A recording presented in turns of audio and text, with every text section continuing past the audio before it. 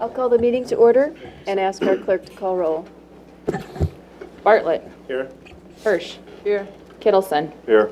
Swadley. Here. Boersma. Here. Johnson. Here. Lawrence. Here. Majewski. Here. Engelberger. Here. Jensen. Here. Truel is absent and excused. O'Connor. Here. There are 11 alders present. All right, thank you. Are there any communications from our alder persons this evening? Seeing none, we'll start with the presentation by Attorney Dragney regarding the Downtown Design Overlay District procedures. Lana did make copies of that memo. Are they at? I didn't get a chance. That's okay. Yep, you can hand them around. Want to start with that, huh? Yeah, I apologize. That's okay. I had some 6 from Oh, hand this out. Yes, please. Being in school again. Yep. So this hasn't been distributed previously.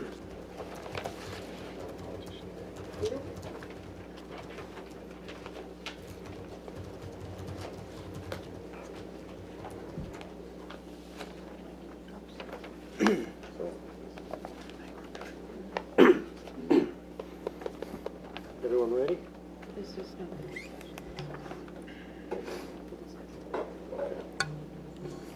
all right. Thanks, Ready to Matt. go? Okay. So I was asked to address 2 questions relating to a project involving the proposed demolition of a building on Main Street, building located at 315 East Main Street. I believe this is something that has been before the Plan Commission, and the Plan Commission at their last meeting asked for an opinion from me on these questions. One of the questions I was asked to address involves, what the procedure is, what procedure applies to a request to demolish a building at that location, and the other question asked whether demolition of the building could be allowed if the plan is for that building to be replaced essentially with open space, not with a new building. So the conclusions I've reached and the analysis that applies here depends to some extent on the particular facts, and those are summarized in my memo, namely this building and the site that this building is located on are in what the zoning code refers to as the Downtown Design Overlay Zoning District. That's a special zoning district in the zoning code, so there's an underlying zoning classification. I don't know what it is, probably business or some kind. And then there's this design overlay on top of that, which means that there are special procedures that apply when you want to make changes to the building, for example. So the building is in that district. It's my understanding the building is also located in a historic district that's listed on the National Register of Historic Places. But finally, it's my understanding that the building has not been designated as a landmark under Chapter 38 of the city's ordinances, which address or provide a process for designating local landmarks and local landmark districts. So those are the critical facts that I'm aware of. So given that it's not designated as a landmark under Chapter 38, the only procedure that I was able to identify that really comes into play here is the zoning procedure for the Design Overlay District.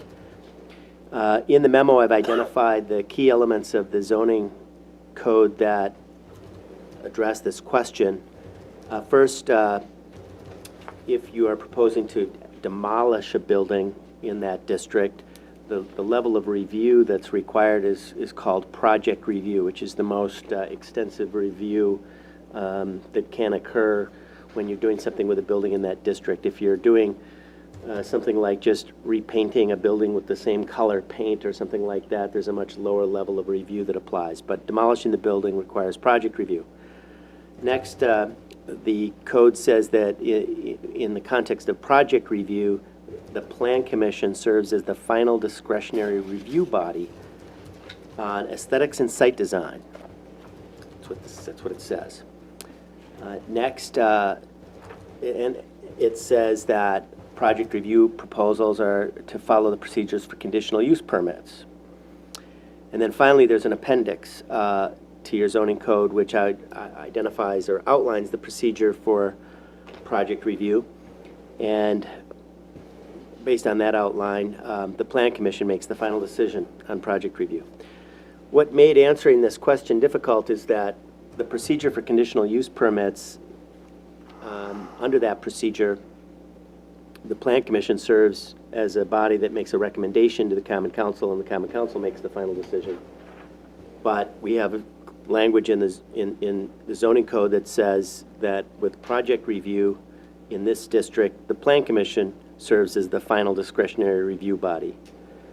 So that required me to interpret the ordinance, and I applied some rules of statutory interpretation to come to my conclusion, which is that the conditional use permit procedures apply unless there is a more specific provision in the design overlay zoning district itself, which is inconsistent with the conditional use procedure. So, for example, under the conditional use procedure, we need to conduct a hearing at the Plan Commission. We need to publish a Class 2 notice of that hearing. That's something that the conditional use permit procedure requires that isn't otherwise required for project review, but I believe that's necessary.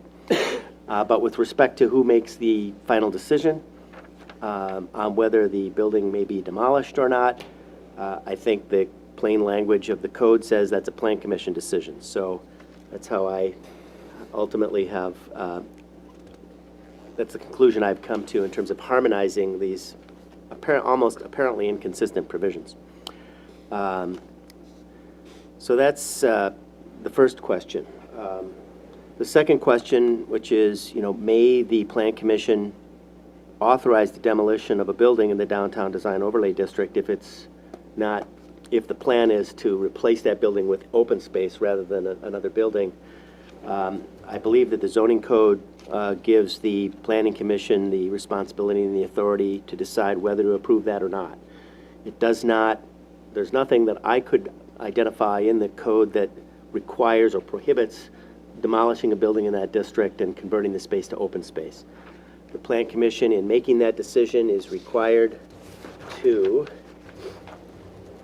base its decision on compliance with sound aesthetic, land use, site design, and economic revitalization practices. So the Plan Commission needs to consider those factors in making its ultimate determination of whether to approve the demolition or not. Those are my conclusions. Okay, thank you. We'll discuss this a little bit further down on agenda item number 11. All right. So Matt just wanted to make his presentation, Attorney Dregney make the presentation at this point, and then we'll discuss it a little bit later in our agenda. Can I ask one question real quick? Real quick. Did Attorney Dragney, did you also, when you looked at this, did you also review the historic preservation ordinances that the city has in place? That was Chapter 38, which Okay. is, and yes, I did. Okay. And just a couple things to say about that. The planning department staff tells me that as far as they're able to determine, the building has not been designated as a landmark under that process. If it has been, then Chapter 38 says that the building could not be demolished without approval from the Landmarks Commission. So that would be an additional procedural issue we would need to deal with then if the building had in fact been designated as a landmark under Chapter 38. All right, thank you. Okay, thank you. I will have more questions underneath agenda item number 11. We'll move along then to our public comment period. I don't at this point have anyone registered to speak. Is there anyone that would like to speak during public comment? Okay, seeing none. Our consent agenda tonight consists of 2 items: the December 13th Common Council minutes and Resolution 1 of 2017, which is authorizing and directing the proper city officials to approve the appointment of Stoughton Utilities Assistant Director Brian Hoops as the alternative director to WPPI Energy Board of Directors. Our Utilities Director, Bob Cardez, is our representative on that board. Brian would fill in his absence. So those are the 2 items. I'm sorry. That's okay, go ahead. I move to approve the consent agenda. There's a motion by Lawrence. Is there a second by Jensen? Does any older person wish to remove an item from that consent agenda? All those in favor, aye. Aye. Opposed, no. Motion carries. Old business begins this evening with Resolution 129 of 2016. This is a resolution of the Common Council of the City of Stoughton approving configuration for the connection of Oak Opening Drive to Highway 138.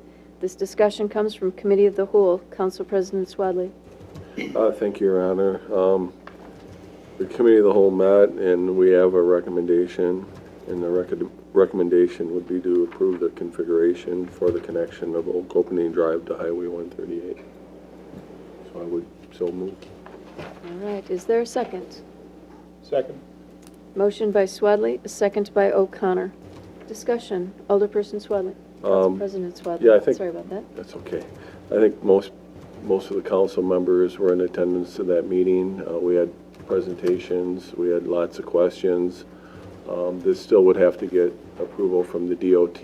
I don't know if there's been any conversations with them in order for this to happen, and then, eventually then we would have to look at the funding options, which is a separate issue. The main thing we were trying to do was give the developers some direction so they could approach the DOT and seek approval for this access. Thank you. Comments or discussion? Alderperson Engelberger. Thank you, Your Honor. I'm going to vote no on this. I believe for the same reason that this council voted this down twice previously.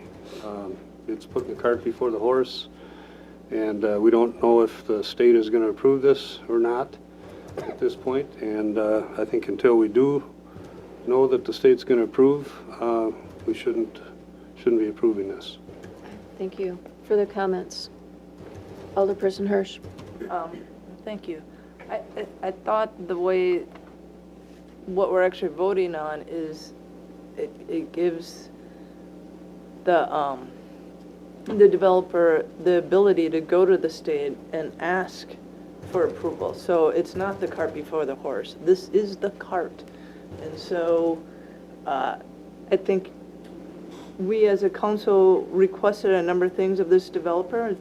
One was having 2 access points from the phase 2 development. They're trying to abide by that. It's our, we recommended it, we approved it, we need to allow them to move forward. I know there was issues that people didn't like the right in, right out, but based on our conversations with the DOT, it doesn't seem like they're going to approve a roundabout at this time. So this is their best option. I'm not in favor of a roundabout at this time because that would require that we're disrupting 3 families across the road. And I think families are disrupted enough with this development at this point.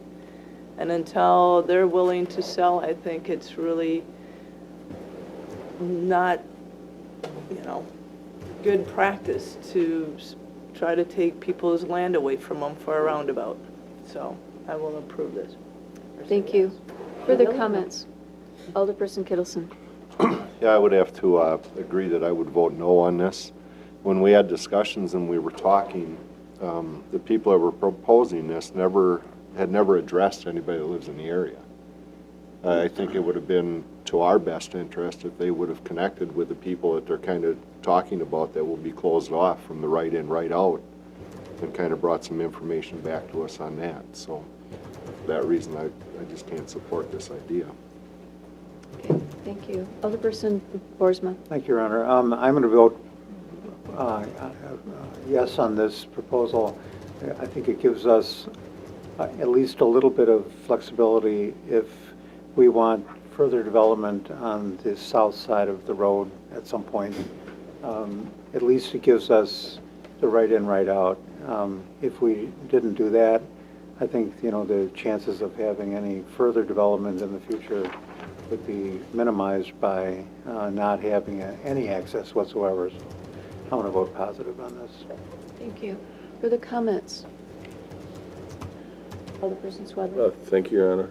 So I guess I just wanted to take a moment to ask the developers what their plan would be after the vote tonight.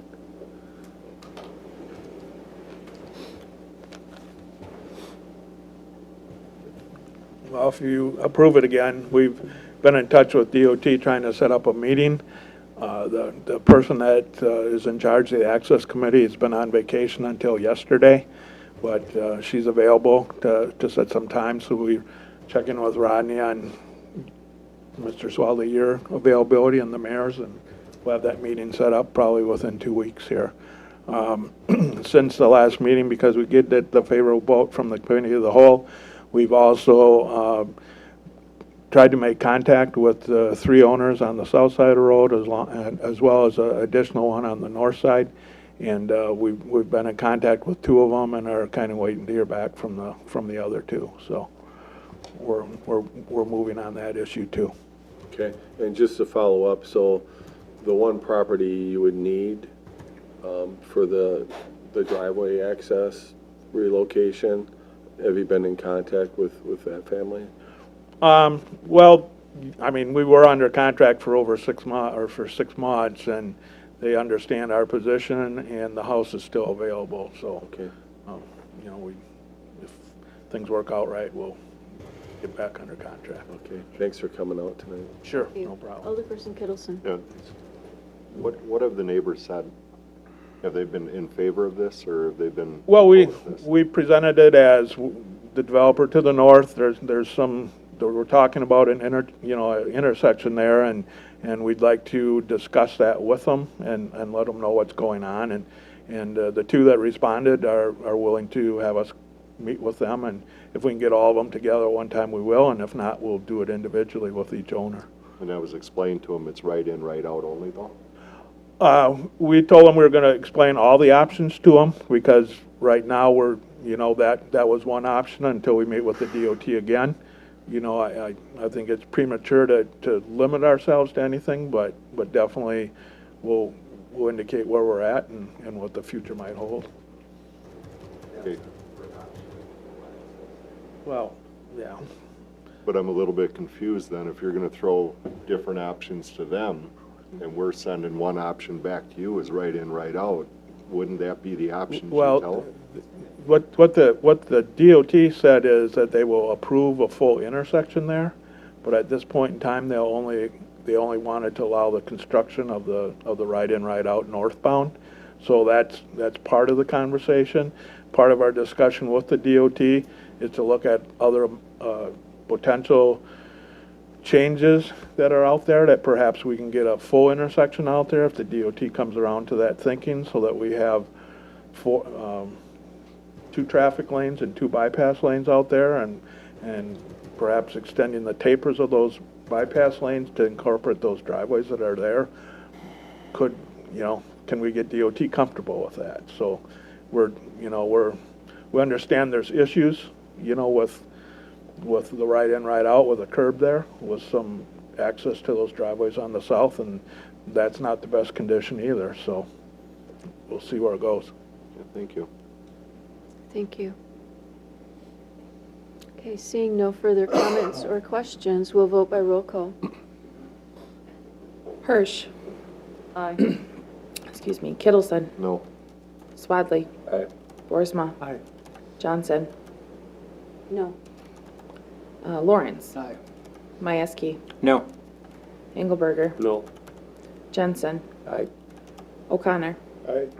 Bartlett. Aye. That motion carried on a vote of 7-4. All right, thank you. Our new business begins this evening with Ordinance 1 of 2017. This comes from our Planning Commission, and although I didn't ask you, Alderman Jensen, will you please introduce this item?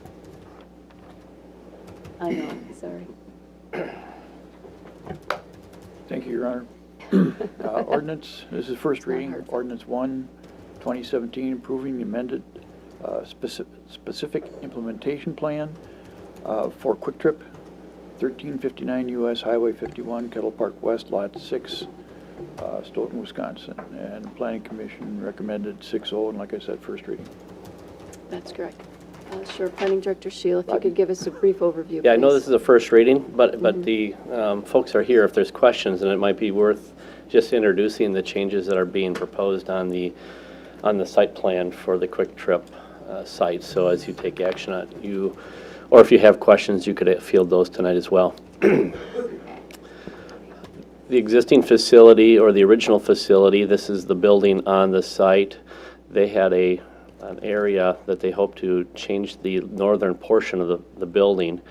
You'll see it's actually enlarging, making the building slightly larger and turning the orientation of the dumpster enclosure. That's the principal change in this location. The location here is actually the size of an underground storage tank. You'll note that there's a smaller one that's being placed here. And then the additional building square footage required the additional parking stall, and that's what's located here. There's one other alteration that's further into the documents, but I can highlight on this page. Just opposite of this pedestrian walkway to the shared use path, they propose two patio seating areas, one on either side of that path on their property.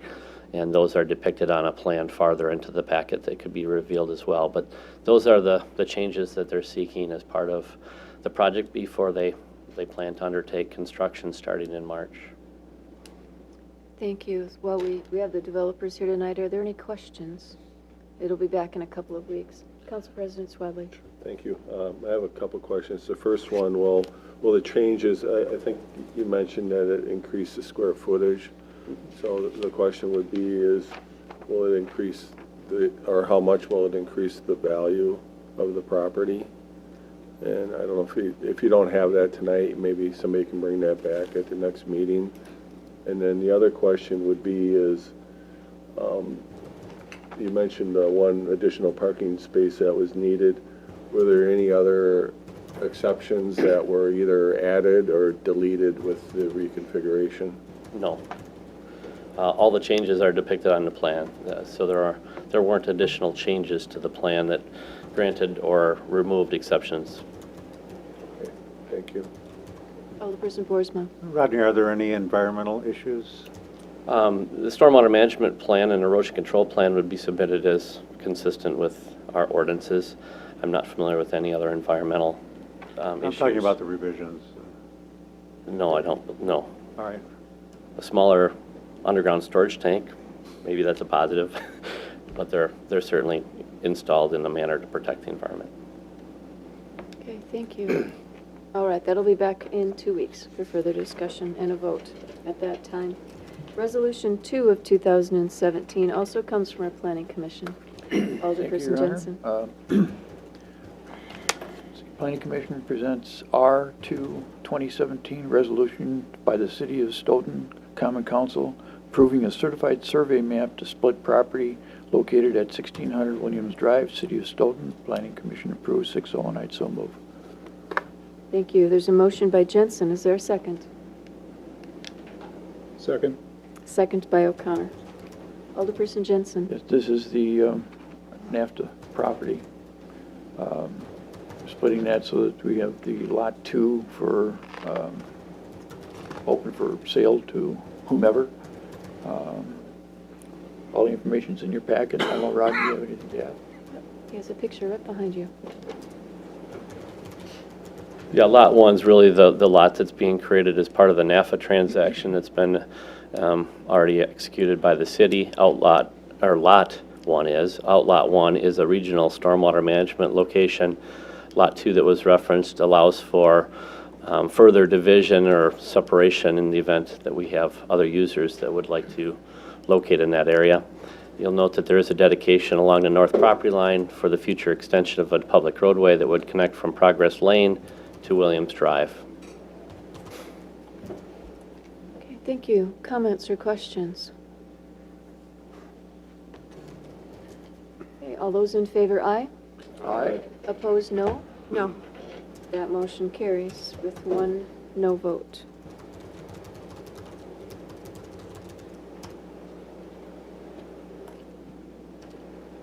Resolution 3 of 2017 comes from our Finance Committee earlier this evening. Alderperson Lawrence. Thank you, Your Honor. Your Honor, I move approval of Resolution 3, amending the Fire Department CIP budget and borrowing amount for $30,000 for Engine 2 replacement and authorizing and directing proper city officials to enter an agreement with Reliant Fire Incorporation, Pierce Manufacturing for the construction and delivery of a pumper tanker apparatus. And is that a motion? Yeah, I'm sorry, I missed the I move yeah, part. you missed the most I important did. part. Alderperson Lawrence, second by Alderperson Swadley. Alderperson Lawrence. Thank you, Your Honor. We have a fire truck that's costing us a little bit more than we thought it was, and we need to make this adjustment. Fire Chief Scott is here. Do you want to come up, Scott, and give us a quick thumbnail on this? Okay, the quick thumbnail was that the CIP funds actually approved last year aren't enough to actually buy the truck this year. So we are looking at some increases, 3% increase if you delay. I believe we can actually get a truck for, I don't have my notes in front of me, but it's the 554. It's as presented to the finance and the council. So it requires the approval of $30,000 additional borrowing for the CIP. Right. Thank you. Yep. Comments or questions regarding the additional $30,000 for the fire truck? We'll vote by roll call. Kittleson. Yes. Swadley. Aye. Boersma. Aye. Johnson.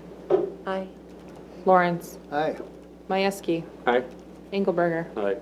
Jensen. Aye. O'Connor. Aye. Bartlett. Aye. Hirsch. Aye. That motion carries unanimously. Thank you. Resolution 4 of 2017 also comes from our Finance Committee earlier this evening. Alderperson Lawrence. Thank you, Your Honor. Your Honor, I move approval of Resolution 4 authorizing carryover of budgeted 2016 funds to the 2017 budget. And is there It a doesn't second? say on here, but it should be for the amount of $5,000, I believe. Yes, you're right. And is there a second? Motion by Lawrence, second by Hirsch. Alderperson Lawrence. It's got something to do with tree stumps.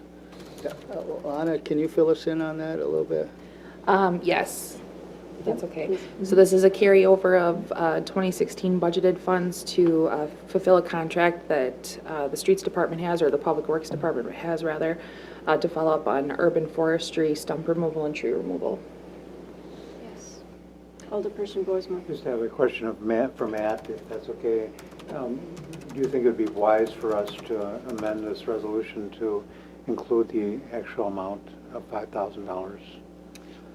The resolution has that on it, I think. I don't have it in front of me, I apologize. Can I look Oh. at it? It It does are- have it- it, yes. It's got it on it. Yep. Resolution 4 of 17 does have the $5,000 on it. Fiscal impact. So it sounds like it's in there. Okay. Yeah. Just so we note that it appears. So the answer is yes. It's in And there. it is, Yep. it is in there. Yep. If you look at the resolution, the actual resolution, it says Okay. $5,000. Yep. I understand, yeah. Okay, thank you. Any additional questions? All those in favor, aye. Aye. Opposed, no. Motion carries. Resolution 5 of 2017 comes from our Finance Committee as well. Alderperson Lawrence. Okay, thank you, Your Honor. Your Honor, I move approval of Resolution 5, authorizing and directing the proper city officials to approve the letter of engagement and enter into a contract with Baker Tilly for interim consulting services. Thank you. There's a motion by Lawrence. Is there a second? Second by Hirsch. Alderperson Lawrence. The resolution on that indicates expenditure of not to exceed $20,000. This is for assistance in the finance department. Perhaps Your Honor would like to fill in a little bit more from there? Certainly. As we're all aware, Finance Director Sullivan has resigned her position, and she starts tomorrow in the city of Oconomowoc. We have a fairly new finance department. Another staff person there is recovering from kidney transplant, so that takes us down to our deputy treasurer in the finance department.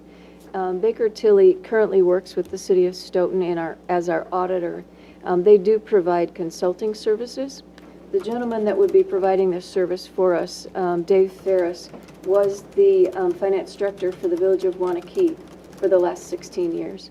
He retired last June and has gone to Baker Tilly to provide consulting services for cities like us that need someone to come in and help out. The number $20,000 came from, we are asking for 2 half-days a week at about $150 an hour. That took us just a little over $14,400.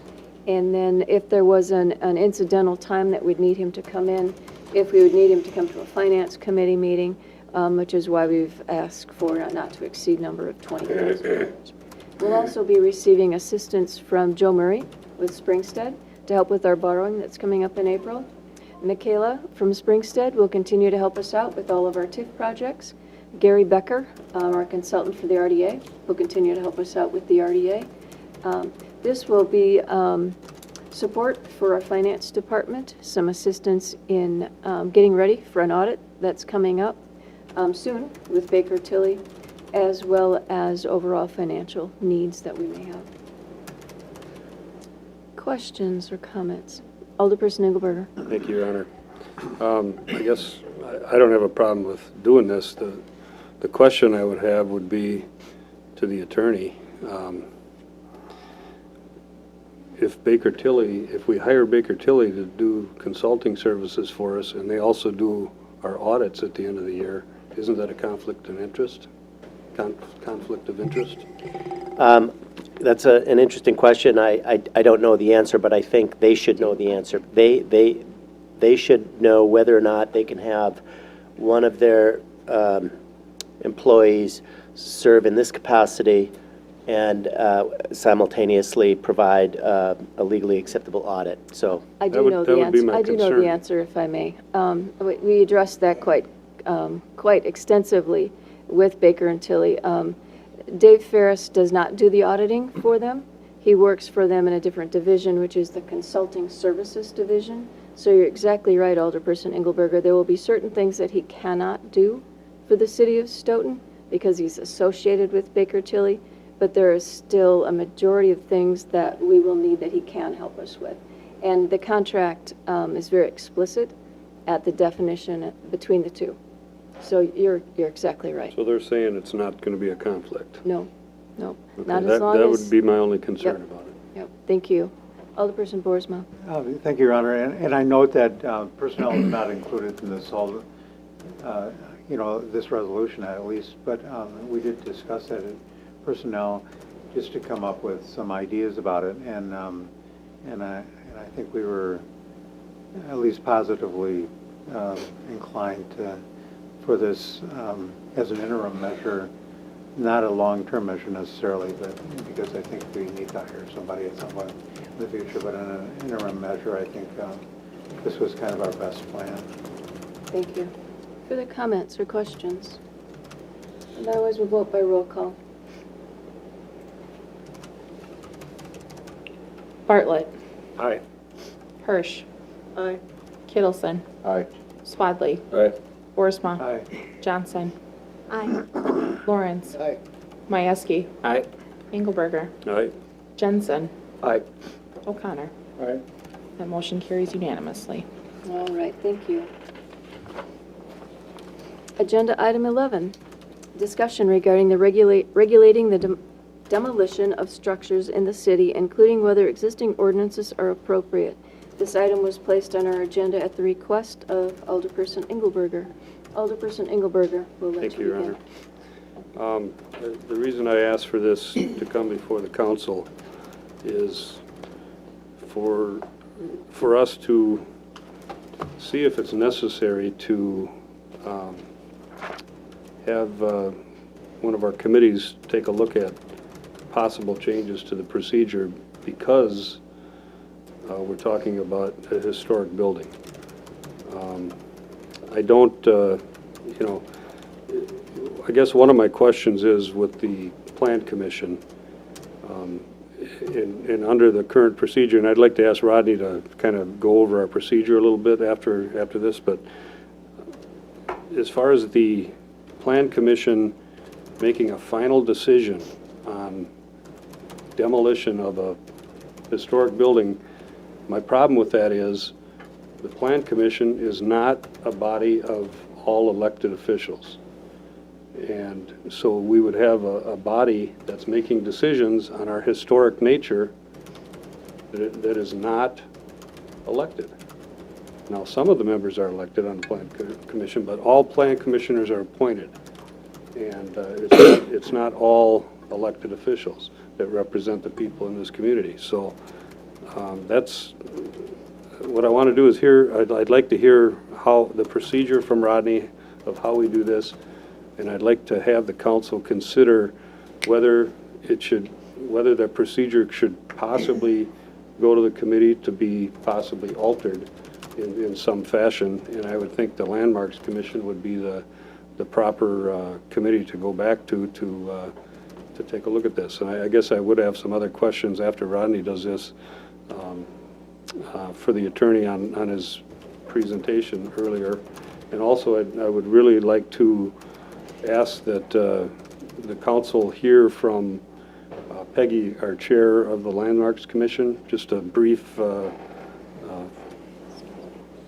presentation of maybe 5 or 10 minutes or less of kind of the importance of landmarks and the importance of our historic nature, and her thoughts of if it's possibly necessary to take a look at changing our procedure a little bit. So. The procedure, actually an applicant has to request a building permit. That's going to initiate the process for us becoming aware of even an interest in demolition of a building. There are various districts within the city, or some that aren't even in a specific district, and the property that's mentioned in 315 is a very specific district, of which even has an additional level of scrutiny. We have historic districts in the community that are governed by landmark district requirements, but demolition of buildings that are within that district can occur after a notification process is undertaken. There's a notification process to allow for documentation of the structure and preservation of records about the facility. Unless it's a locally designated landmark or one that's designated as a landmark, then there are additional requirements that have to be followed through, and those are Chapter 38, I think, that City Attorney spoke to, local landmark regulations that would have to be followed. So I think if you're modifying regulations related to demolition, I think it'll be important to understand what you're trying to accomplish so that we can make sure we're articulating that properly in any changes to any ordinances. Is it any building within a historic district? Remember, we've got full neighborhoods that are districts. Or is it, then you also have buildings that are contributing within a district, some of which are not, some which are, and then you have large neighborhoods that don't have any historic designation at this point. So on top of that, you also have the historic downtown overlay district that is for buildings within the area from 5th to the river on Main Street. Yeah. And I guess, when if we allow Peggy to speak on this, which I hope we do, it's a really it's a difficult issue to understand because there's different levels there's national historic preservation, there's local, there's different rules for different types of historic nature, and she can kind of explain that a little bit to us, and I'd like to have her do that if possible. Okay. I know Alderperson Boersma has a question first, and then we can move on. This is a question for Matt again, if that's okay. Now, I understand what you said about the Planning Commission making the ultimate decision on this.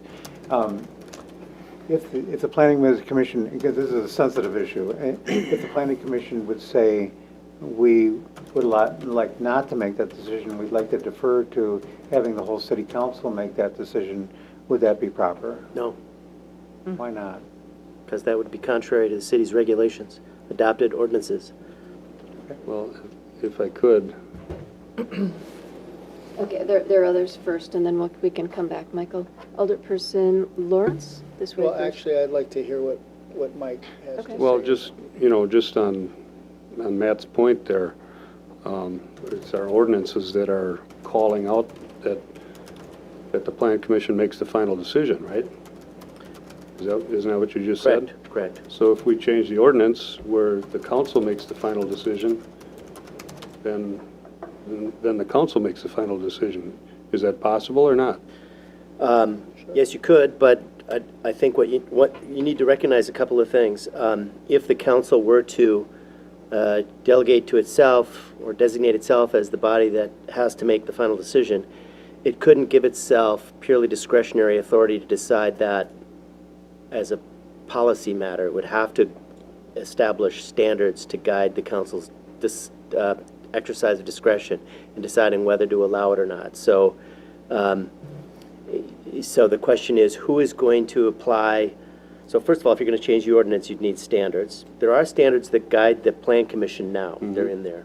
You could change the ordinance to say, and then you'd have to think about, do you want a recommendation from the plan commission, and then it goes to the city council, and then the city council makes a final decision based on those standards? That's up to you. The other thing I'll just mention, if this has been designated as a as a landmark under Chapter 38, the process, what I said earlier about the Landmarks Commission's role is incomplete. What Chapter 38 says is that the Landmarks Commission has the ability to essentially put a hold on the demolition and create up to 10 months to try and find a way to either save the building or preserve important historical information about the building and so on. But if at the conclusion of that time period, if the Landmarks Commission and the property owner have not reached an agreement that allows for preservation of the building, then the building inspector is authorized to issue the demolition permit under Chapter 38. Just want to make sure you understand the full process. Yep. And I guess my point is, that's the reason I'd like to take it back to the Landmarks Commission for a recommendation to us to see what possibilities of a change in the ordinance could take place. And I'm not saying that the council should have the standards and now be the decider of all that. Maybe the council should just be the last step in the process of approving. And that's why I'd like to see it go back to the committee. Whatever the council decides to do, I found this to be challenging because there are already kind of overlapping layers of complexity with this process where we've got uncertainty about what the project review process is built in within the ordinance, which required me to kind of apply rules of statutory construction to come to a conclusion about that. And then on top of that, we have the Chapter 38, which I think that when the zoning code was drafted, whoever drafted that didn't necessarily do it in a way that meshed with Chapter 38. So if you are going to revisit your regulations in this area, I think you need to maybe do it comprehensively and recognize that right now it's pretty complicated. And so maybe you could make it a little more clear as a result of that process. Sorry, that's all I have. Okay, thank you. I have Alderperson Lawrence, Majewski, and then Johnson. Yeah, thank you, Your Honor. Seems to me that probably the path is going to be, in particular, historic districts, this overlay district, as for instance, the procedure should be that the Landmarks Commission, by the way, the Landmarks Commission is completely unelected officials, are they not? Well, I mean, it's made up of some elected officials, but they're not elected to the commission. They're appointed to the commission. Yeah, they're not elected. Right. Right. I'm on So, it. okay. Well, you are, okay. The one. But anyhow, that's just kind of a side. What I think I would like to see is that the Landmarks Commission makes a recommendation to the council or to the planning commission. Ultimately, the council gets to decide on it, and that's it. Can I just ask you a question about that? Sure. Does that include where the property has not been designated as a landmark by the Landmarks No. Commission, and it's just in the overlay district?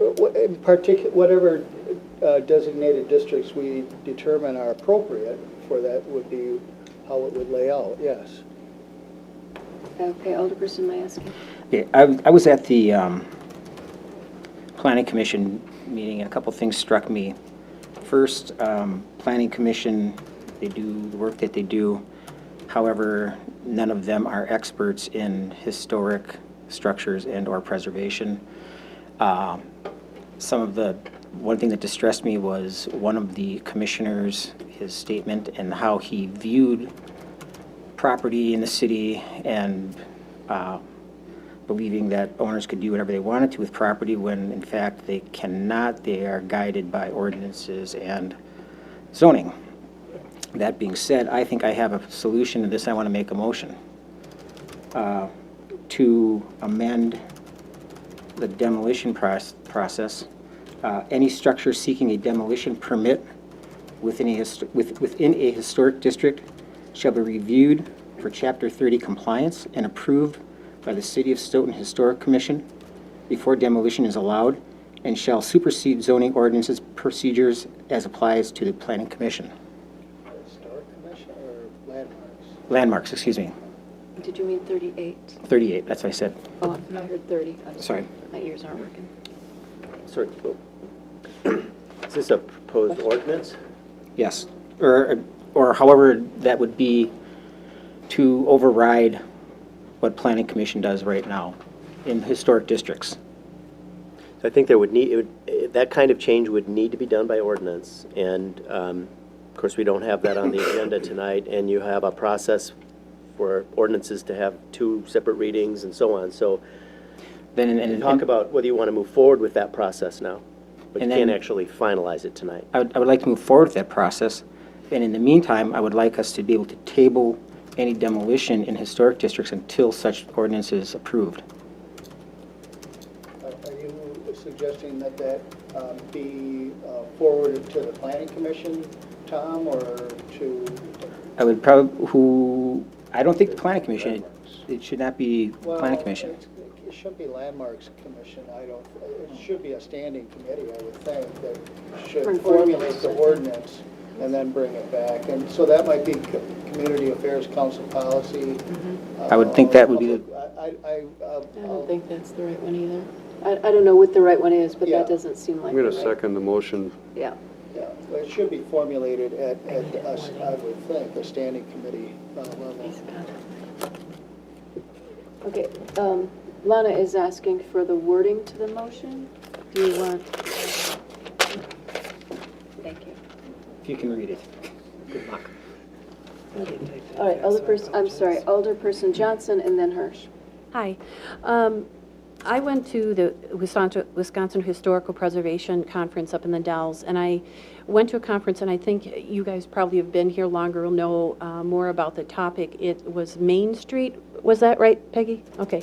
So in that meeting, they said that they have ordinances so that when people leave the buildings and let them go to decay, that they are not allowed to do that. That there is something on the ordinances. So one of my concerns is being any building downtown, we are strong in the historical aspect, that we can govern that people just don't let their buildings go to pot so they can do something else with them. And talking to Mike Stacy is that he gave many tickets and things to the previous owner, and it didn't go to the lien and nothing was done about it. And the other thing that, because I want to save the historic preservation part of this city, and I also think it's odd, and I'm pretty sure that Madison has some sort of ordinances that you can't just demolish a city because then you're taking away more of the tax base that the city would be getting. So they would want you to replace that building because you're not going to get as much taxes on flat land than you would on a building. So those are my two thoughts. Okay, I have Alderperson Hirsch, and then I know that we've asked Peggy to speak, so we need to respect that. Alderperson Hirsch. Thank you. I was just wondering with the proposed change in the ordinance, it goes to the landmarks, but does it, the final say, like Councilmember Engelberger suggested that the final vote would come back to council? I mean, is that still, for any demolition, is that written into that proposed ordinance? I don't necessarily agree with Alderman Engelberg when it comes to the commission, because commissions are an arm of the city government. They may not all be elected, but there is elected representation on the commission. Maybe there should be more it should be weighted heavily, the commission should be weighted heavily towards elected and less towards citizen. But the commission has its function, and that is one of the arms of the city government. Okay, I know that we're going to need Matt's help crafting the motion or the ordinance or where we're going to refer that to, but let's allow Peggy to speak real quick if we can. I got a question first, if possible. Sorry, if I Peggy, you could. can't speak yet. Sure. Just a couple things. About one thing that Alder Johnson said about having ordinances that basically prohibit people from letting their buildings deteriorate. We have those ordinances. They're already in place. I think Rodney could probably cite some of those, but, I mean, we do have, we don't just let people let buildings rot, you know. That one did. Well, I mean, we have ordinances in place to prevent that. So whether they're enforced or not, they should be enforced, but if they weren't in that case, I wasn't aware of that, but the other thing is, I guess about Tom's motion, I guess it's to refer to some committee, right? The landmarks. Okay, to landmarks. And my opinion is that's probably the right committee. Recently, within the last year, I believe it was, or maybe the last 2 years, landmarks did bring a change in the ordinance to the council, and the council did adopt it. So landmarks does bring ordinances forward. Now, if it needs to go from there to a different committee, that's up to the process, but that's normally how we have handled it in the past. Attorney Dragney, I know you had something you wanted to seek clarification on. Well, I think one question is, do you want me to try and offer suggestions for helping with the motion?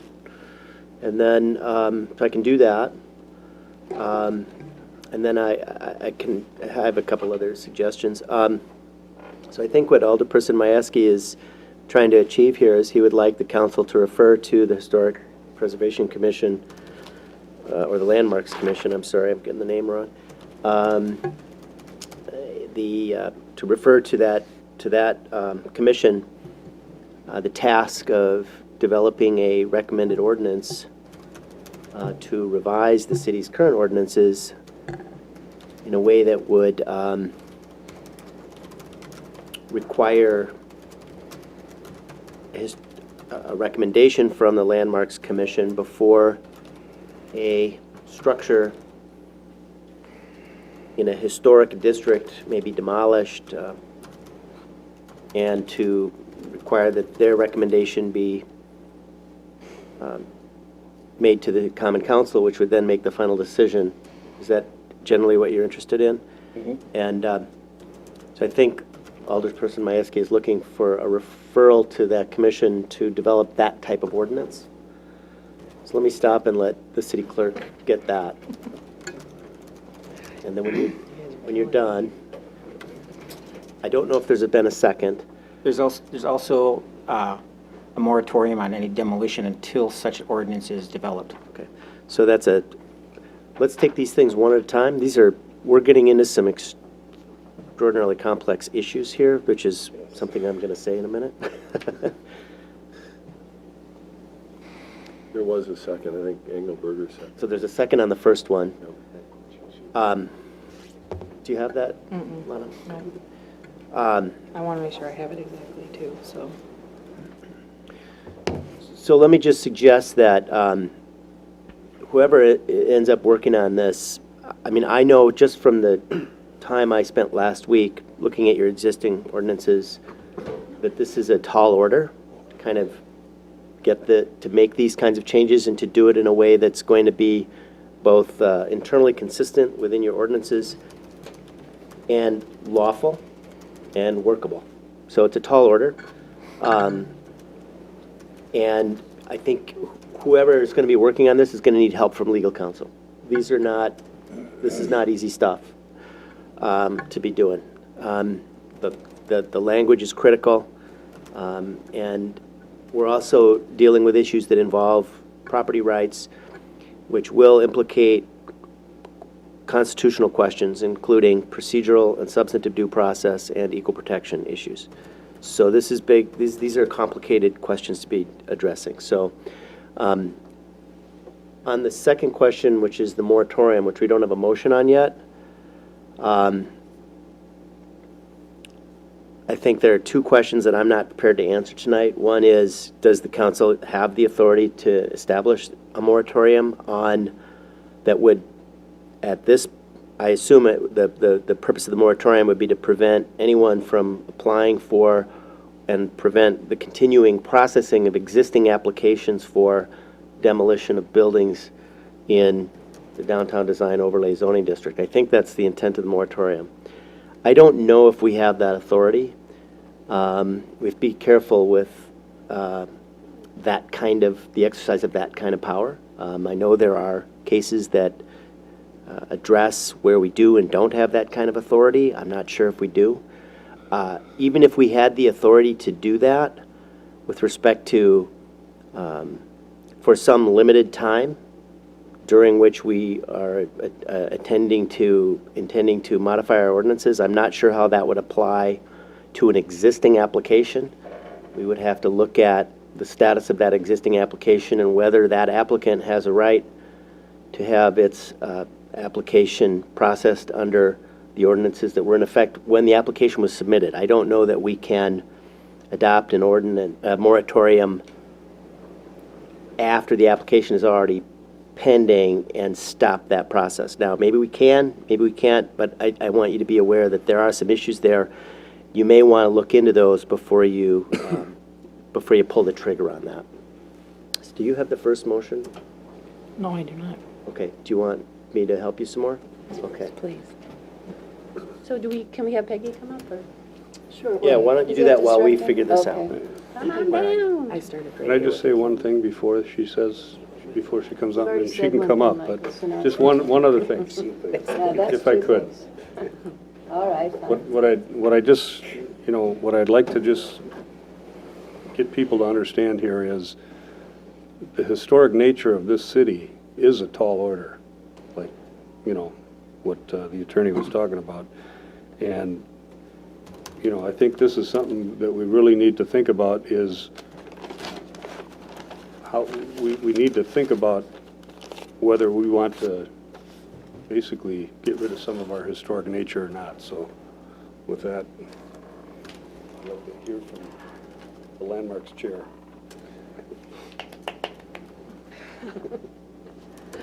Hi, everyone. So I had an idea of what I was going to talk to you all about, and then you had all this discussion, and now all my notes are thrown into disarray. You were talking about a demolition by neglect ordinance. That's the term for it. As you know, I'm Peggy Varigan, the chair of the Landmarks Commission. I've been asked to comment on a few points regarding historic preservation, landmarks ordinance, preservation laws. There's a lot here. These are complicated subjects. I'd like to try to just provide some information without it being overkill. So we'll see how I do. I'll just start with historic preservation. What is it? Historic preservation is essentially a strategy for keeping our communities vibrant and economically healthy by preserving the characteristics of that community that make it unique from all others, preserving important aspects of our past, gives us a sense of continuity and meaning, and fosters community pride. A community's architecture, history, and landscape. Those are the building blocks of what makes one community unlike any other, and the hook that is used to draw people, new residents, visitors, tourists, and businesses to our community. Historic preservation isn't an abstract concept or just a planning term. Preserving and celebrating our community is what we do. It's one of the foundations of who we are as a community in Stoughton. We celebrate our heritage. We brag about our community as a great place to live. Set to Mai, the Coffee Break Festival, City Hall, the Opera House, the Stoughton Youth Center, our historic residential neighborhoods, our Main Street. So that's a little bit about preservation. I just want to talk a little bit about our local landmarks ordinance. There's always confusion about local landmarks ordinances and the difference between local ordinances and federal and state law. The local ordinance is the tool that we have available to us to protect historic resources. And again, that's determined by ordinance. Part of that protection is a regulation of demolition. So a property has to be designated as a local landmark in order to benefit from that protection. So just regarding demolition, the process in our current ordinance is that someone applies for a demolition permit. Landmarks Commission works with them, as was discussed, for a period of 10 months to find an alternate solution to demolition. If no solution is found, then the Landmarks Commission recommends denial of the demolition permit.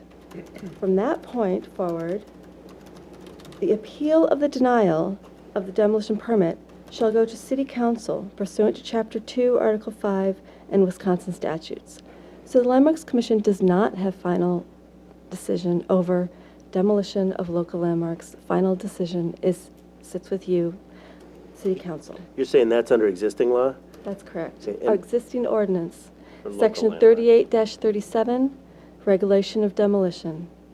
Yeah, that's not what my copy says, but, It was updated last year. yeah, okay. So maybe you I might have be an old looking at- version. I'm looking at the one that was in the filing cabinet here. So it may might be an old version. It might be out of date, Mhm. which is just another indication of how this is kind of complicated. And this is online, Yeah. so if anyone who looks up the ordinances online, they will find this online. It's just for the locally designated landmarks. That's right. Correct. Yes, So that's right. not the entire district. It's for locally designated landmarks. Can I just ask a We do question? not have local historic districts. Right. Right. So if in fact this were a designated landmark, then the historic, or the Landmarks Commission would be engaged in that process, would have the right to make a judgment about that, and then if there's a disagreement between the commission and the landowner, that would go to the city council under the existing ordinances. Yes, that's correct. Okay, so the difference between what that process already provides for and what Alderperson Majewski is suggesting, as I see it, is that process that you're just describing only applies if the building itself has been designated as a landmark. And I think Alderperson Majewski is suggesting that that process should apply to any structure in any, what he refers to as historic district. And you're putting your finger on it. The question of what a historic district is a little unclear. Right, and so I think that what he is getting at, correct me if I'm wrong, is to apply this process to buildings in National Register Historic Districts. So those are the two different designations. You have a local district, locally designated by local ordinance, and then you have a National Register of Historic Places district, and that's designated by the National Register process, which is formed through state and federal law. The National Register is not a regulatory program. So the rules for National Register properties and districts is a little bit different. There are no restrictions to private property owners if your building is listed in the National Register, privately owned. So something that I think bears clarifying is that, I had a note about this. Peggy, can you clarify for me, where does this building stand? This is in a National Register Historic District, the Main Street National Register Historic So District. is it also a local landmark? No. Okay, that's where I was confused. So that So- process does not apply then because it's not a local landmark? That's correct. Okay, okay. So it should be noted that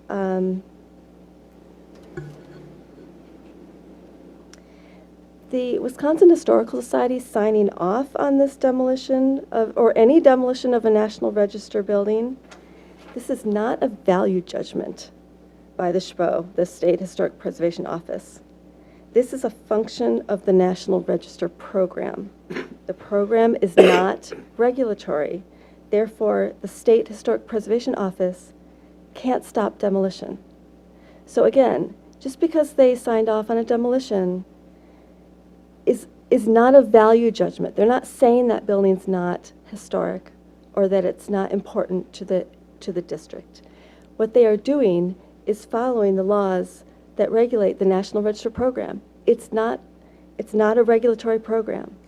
So they're just following the rules. They're not saying it's a value judgment and the building doesn't have any value. So I think that's, those things are conflated in discussion sometimes, and I just wanted to clarify that. So you guys know that we have a local ordinance. It's, the number is 38, section 38. We also have the Downtown Design Overlay Zoning District Ordinance, and we have a comprehensive plan, which should be consulted when commissions, the Plan Commission, when they're making decisions, they should be consulting the master plan. At the state level, we have state statutes, Chapter 44, which was updated in 2016. And just very briefly, Chapter 44, Public Policy, the legislature finds the historic, architectural, archaeological, and cultural heritage of the state is among the most important assets of the state, and furthermore, that the social, economic, and physical development of contemporary society threatens to destroy the remaining vestiges of this heritage. It is therefore declared to be the public policy and in the public interest of this state to engage in a comprehensive program of historic preservation to promote the use and conservation of such property representative of both the rural and urban heritage of the state for education, inspiration, pleasure, and enrichment of the citizens of the state. So historic preservation is something that is encouraged in public policy at the state level. It is also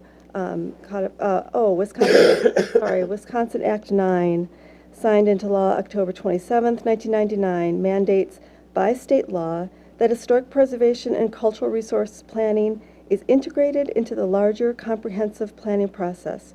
Further, this law requires all local governments to make land use decisions consistent with an adopted comprehensive plan. So again, going back to these tools that we have available to us, these planning tools that we have available to us. And then finally, we have federal preservation law, Section 106 of the National Historic Preservation Act of 1966. The number is 36 CFR 800, which is protection of historic properties. And now I understand it's referenced as Title 54, a compilation of all the National Park Service related laws. The National Park Service, the National Register program is a program of the National Park Service. It's a federal program. It's their program. So, so the rules of the program are determined through 36 CFR 800. It's online. If you want to read the law, it's online. And so now I'm just going to circle back to the questions I was asked to address regarding the Downtown Design Overlay Zoning District. So Section 78-517, Downtown Design Overlay Zoning District, the purpose. I just want to briefly say this. I think it's important to understand The intent. This district is intended to implement the urban design recommendations of the comprehensive plan by preserving and enhancing the historical quality of the downtown and by attaining a consistent, visually pleasing image for the downtown area. As emphasized by said plan, this district is designed to forward both aesthetic and economic objectives of the city by controlling the site design and appearance of development within the district in a manner consistent with sound land use, urban design, and economic revitalization principles. So again, they're going back to sound planning principles. An example of sound urban planning principles, professional best practices on Main Street, in Main Street districts. In part include, this is not in the ordinance, this is just me talking about best practices in planning. Preservation of the urban wall, which is the line of buildings along the street. Planning best practices encourages maintaining this wall because gaps in the street wall over time degrades the character and vitality of the street. Gaps left on Main Street due to demolition contribute to an unsightly, rundown, and neglected appearance. Ultimately, this has adverse effects on quality of life, tourist volume, downtown businesses, and property values. So these are just impacts over time. They're not something that's going to happen tomorrow, but these are the kinds of things that happen in communities over time when you have these demolitions along the urban street wall. I was also asked to comment from the Landmarks Commission point of view if changes are warranted to the current procedure in the downtown design overlay zoning district. So from the Landmarks Commission point of view, for the Landmarks Commission, our final arbiter is you. So I think it's problematic that the final decision regarding demolition of a National Register landmark is left to Plan Commission members, some of whom are not elected officials. So this seems inappropriate. That final decision should be left to our publicly elected officials. So it seems that one suggestion, City Council should be the governing body with final say over any demolition in an overlay district. Given that demolition is permanent, once it's gone, these decisions shouldn't be made by non-elected officials. The second comment is when there are issues in front of the Plan Commission that would alter historic resources within the overlay district, the Landmarks Commission should have an opportunity to comment and provide a recommendation. If there's a difference of opinion between the Plan Commission and the Landmarks Commission, the final arbiter should, again, be City Council. So those are a few very brief comments that, again, from the Landmarks Commission point of view, could be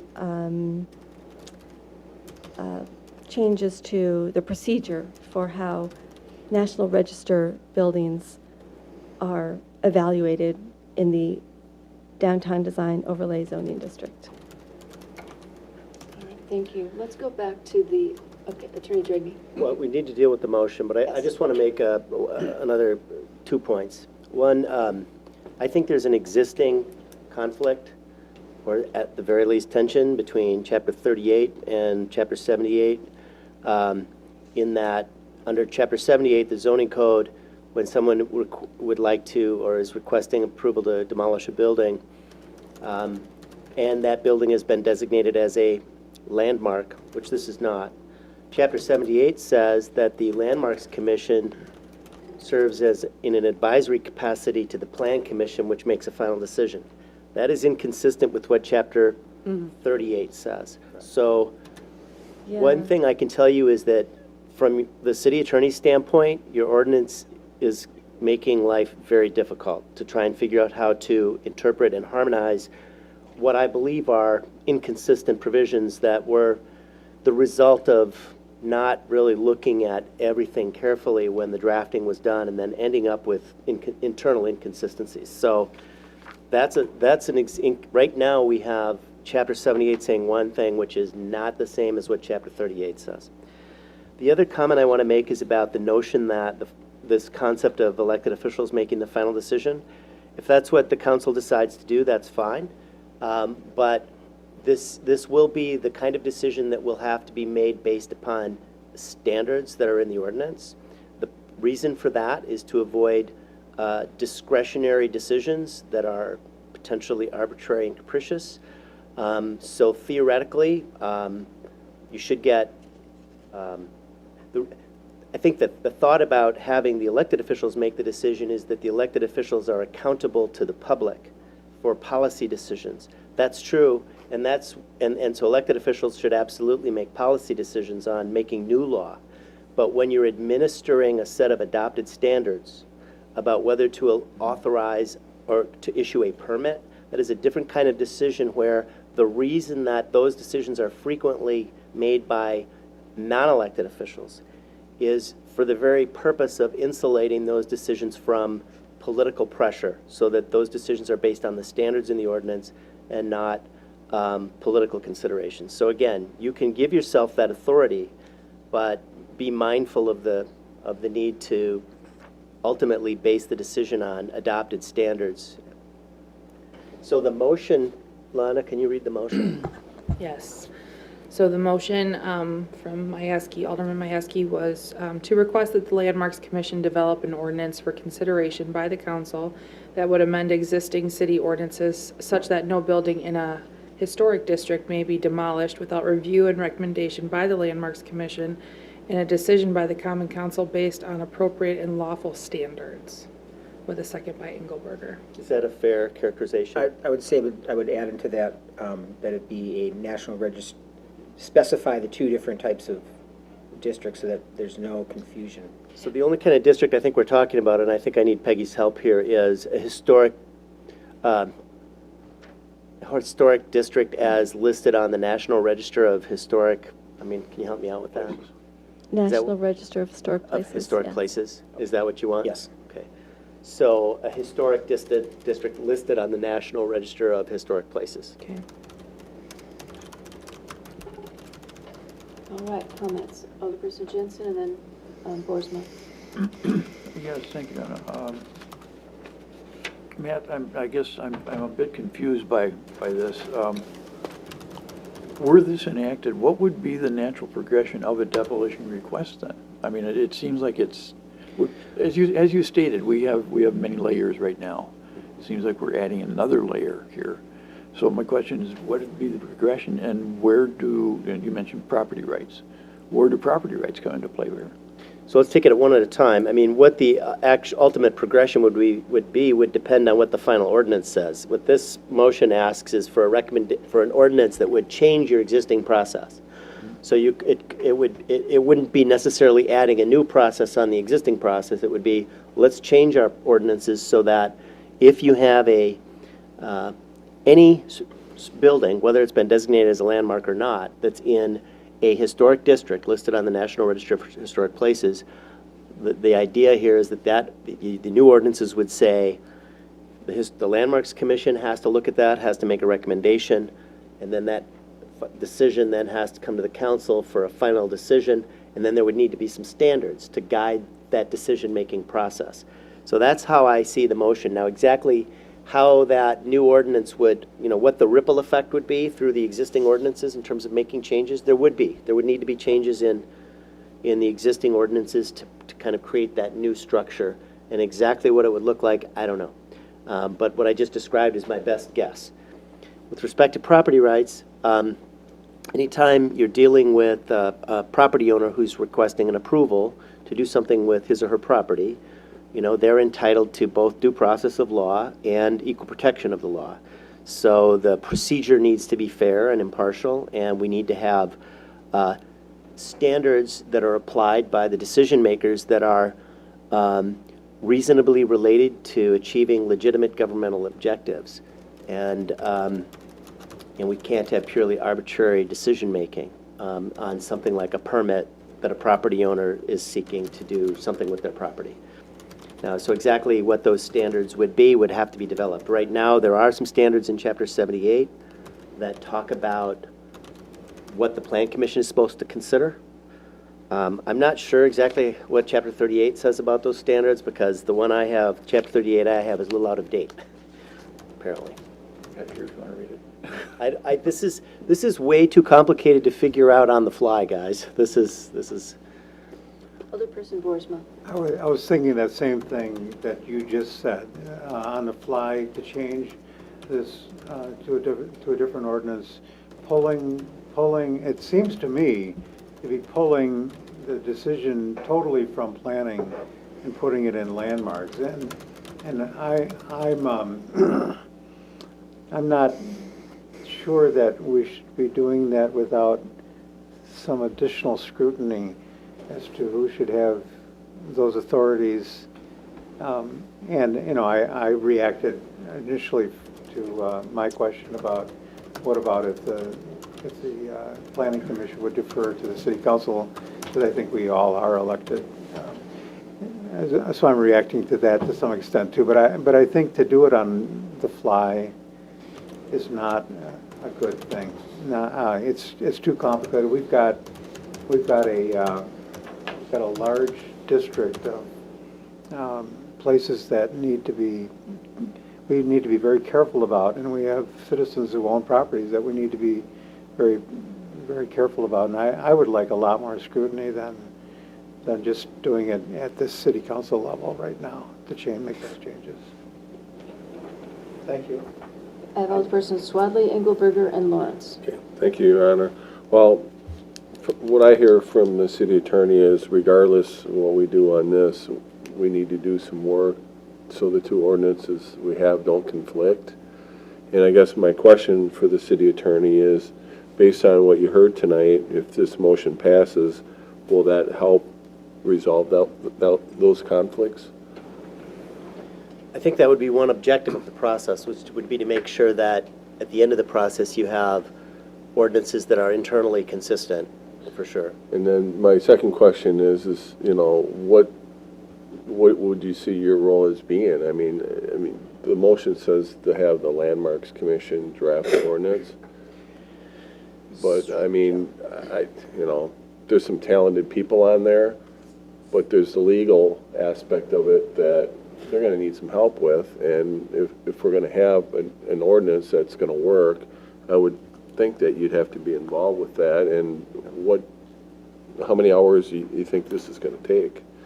So my recommendation in terms of how the most efficient and effective way to approach a project like this would be for the attorney who's working with the city to be involved from day one with both the council and the commission on trying to identify what are your goals and objectives, and then to work with both bodies to identify the changes that would be necessary to get there and to draft the final product.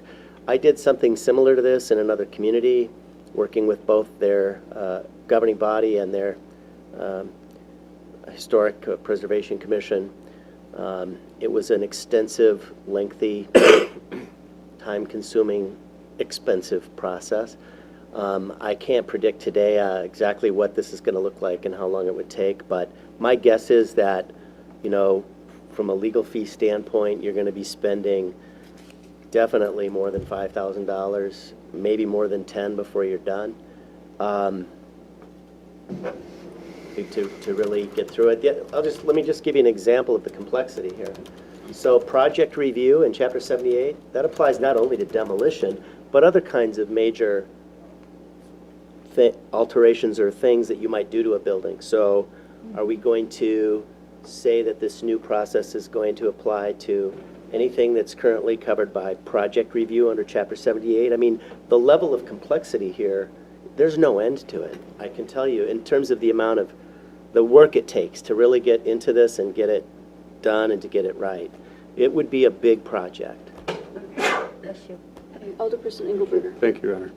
I think the goals and objectives have been stated by the motion, by Tom's motion.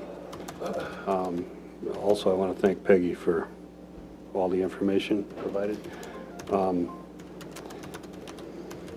as far as, we're not trying to change the world here as far as our ordinances, and we're not trying to say, here's a building, it's in the district, so you just can't demolish it until all of this is done.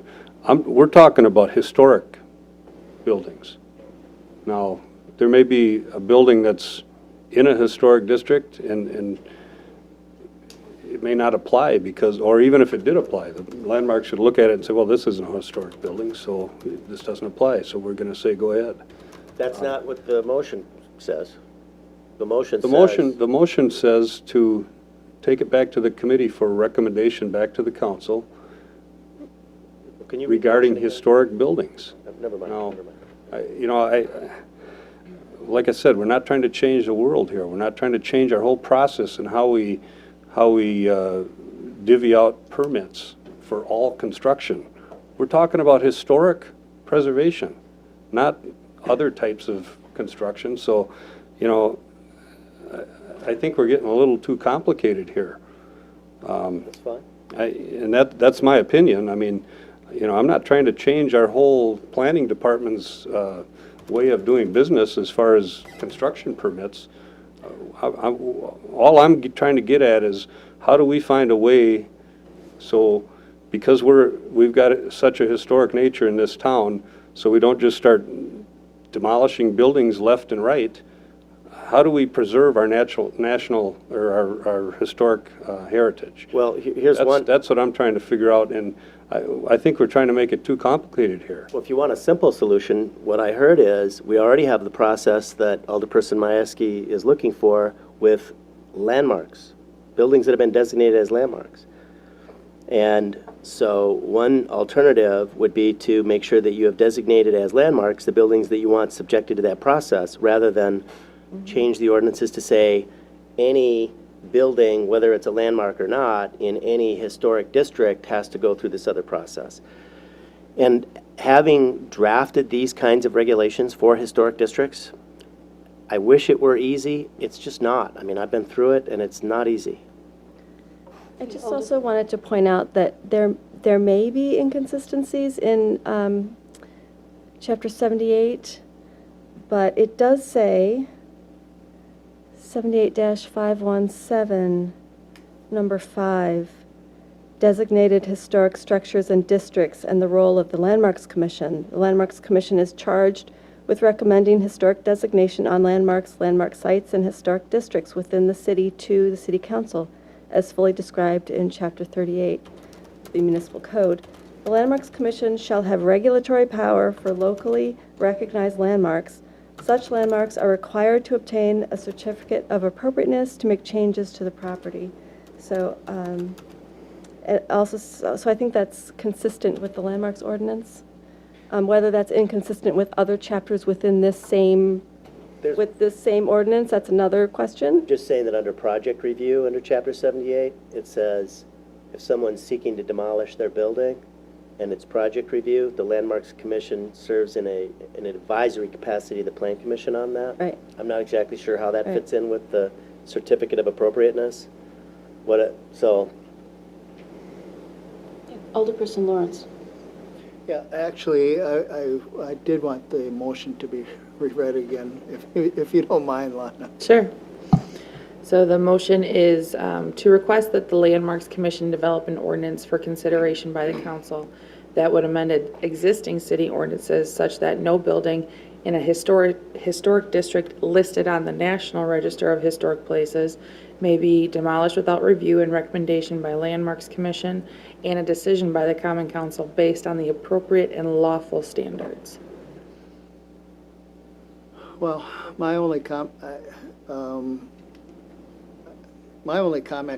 after listening to all this is that it seems like that motion might be a little bit too specific, and maybe we should just make it a little bit more general, just to refer this to Landmarks Commission and have them work on redoing, coming up with some changes in our ordinances, and then have us consider them rather than that exact specific language. That would be my only comment for us to think about as we continue our discussion there.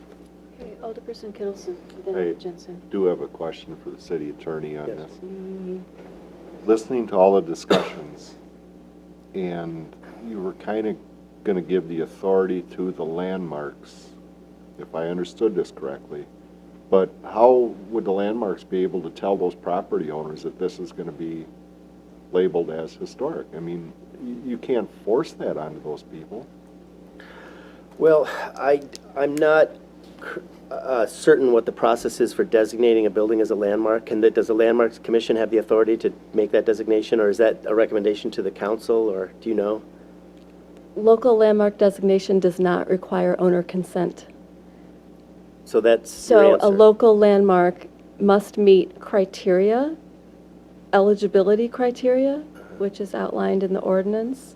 So you can't just arbitrarily nominate or landmark a building. That's not how it works. Right. It has to meet criteria and be eligible to be a landmark. But the Landmarks Commission, the way the ordinance reads, and which is the way the state law requires our ordinance to read, is that we do not need owner consent to designate a local landmark. The process is, we see a building that's eligible, we nominate it, there's a public hearing. We have a public hearing, then there's a decision moves forward as a result of that public hearing. If the commission votes to approve the local landmark designation, the next step is city council. City council has the final approval. So if there is an owner of a building nominated as a local landmark and they object to that designation, they can come to city council and make their case. Landmarks Commission will present the landmark nomination, the property, that it meets the criteria, that all of the due process steps were followed, and then it's up to city council to make the final decision. And they can say no. Does that answer your question? Yeah, but that answers my question. But is that a state law? Did you just say that was a state law? Yes. That to me is, Well, I think the interplay, I don't think the city of Stoughton is necessarily required to have this kind of process, but perhaps if we want to take advantage of certain state-related programs or something, we need to do something like that. There's an interplay between state and local law here, I think is the point you're making. Yes. I don't know that the city of Stoughton is required by state law to have and administer this kind of a process. Yes, if you want to be a certified local government, then you must have that in your ordinance. If you want to be a city? No, a certified local government, which is an agreement with the Wisconsin Historical Society. Right, so if you want to Gives you- participate in that program? Right. Okay. That's right. That's right. I have Alderperson Jensen, Engelberger, and Boersma. Thank you. Relating to that, I guess I'm confused by this now. You said that the landowner does not need to be notified, that you can designate. No, absolutely, they need to be notified. That's they'd be part of the notified, public right, but process. they can, you don't need their approval. We do not require owner consent. What if they don't want it? If they want to just refuse it, I don't want this because then I have to go through all of this stuff to change the shingles on my roof and put shingles, whatever. I mean, Yeah. if they can't they refuse? Because when I was on landmarks, it seemed to me that there was something in there that they had the right to refuse. I'm wrong on No, that. it's You're wrong always on been that. this way. Yeah. Okay. It's always been this way. The final arbiter is city council. In my mind, I was confused on that, so I just wanted to make sure that I understood that correctly. They could challenge the validity of the decision as inconsistent. challenge it, yes, I understand As that. inconsistent with the standards, Yeah. including challenging the city's decision Sure. in circuit court. Yeah, They could sure. say, you decided this is a landmark, but it's not. Under the standards, That doesn't meet the standards or whatever they can. Right. If That's they can right. prove their point, fine. Yes, then- that's right. I had one other thing, Matt. You mentioned what I'm going to call a separation of, between the planning and the council, that there was some type of a, could you explain that again? I just want to make sure I have that right. This question of kind of who makes the decision Yes. issue? Well, I think the point I was trying to make is that it's certainly allowable for the city council to give itself authority to make a decision like this, or to delegate that authority to, say, a commission, for example. In either case, the legislative framework would have to establish some standards to govern that decision-making process. One reason decisions like this are frequently delegated to something like a plan commission, a couple reasons. One, sometimes that body may have some special expertise, or a landmarks commission, for example. That body may have some special expertise that it can bring to bear. And second, the idea here is that this is not a decision that needs to be made by elected officials who are making public policy for which they need to be accountable to the voters. This is a situation where you have a decision based on established standards being made where theoretically you need to be accountable to those standards.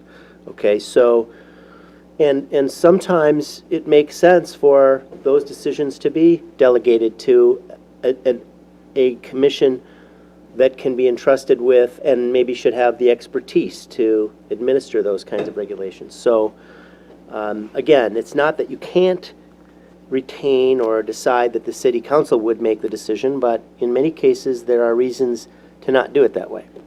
Okay.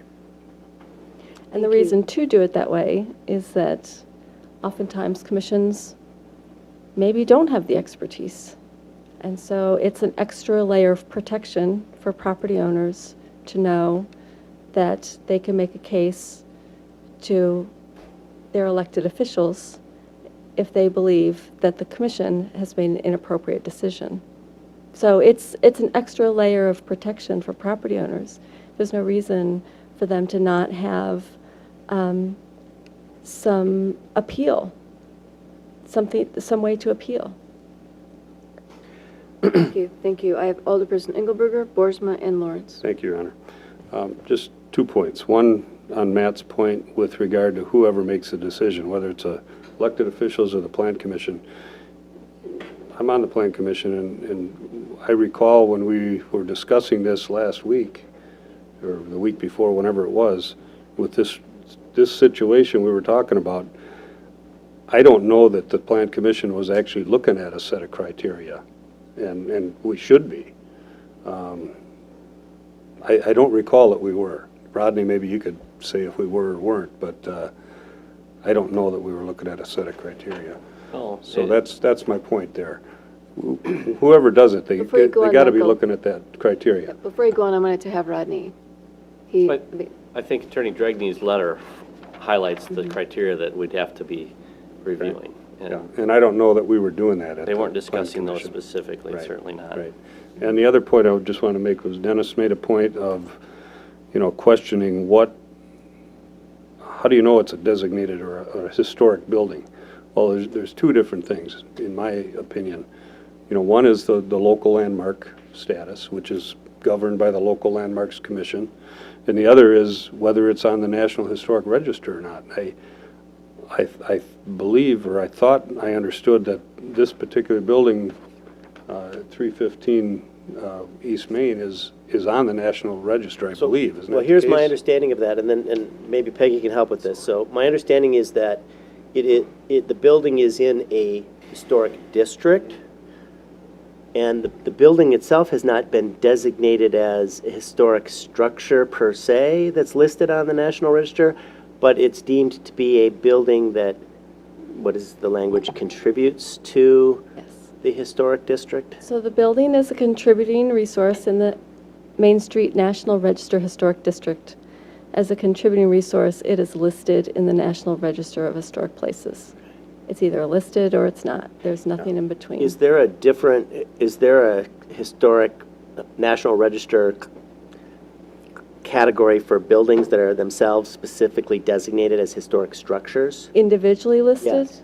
So the National Register program has 2 paths to designation. One path is for individual designation. Building. So an individual building can be nominated for listing in the National Register. So your home, as an individual building, can be nominated for the National Register and listed in the National Register as a standalone building. That's called individual listing. the other option to be listed is as part of a district. But whether you're listed as part of a district or listed individually, it's the same result. You're listed in the National Register. So just to finish my point on Dennis's question, what I thought I heard him say was, how do you know if this building is a historic building or not? You know, besides the year or the looks or those kinds of things, those two ways, either local designation or national historic designation. And this particular building does have one of those designations, so But that's kind of my point. I would question, does a homeowner know that? Or a person in a district know that? How would they know that? If you're talking about a National Register district, Right, how do they it know is that? possible for people to not know they're listed in the National Register. And the reason for that is because maybe it happened before they owned that house or that store.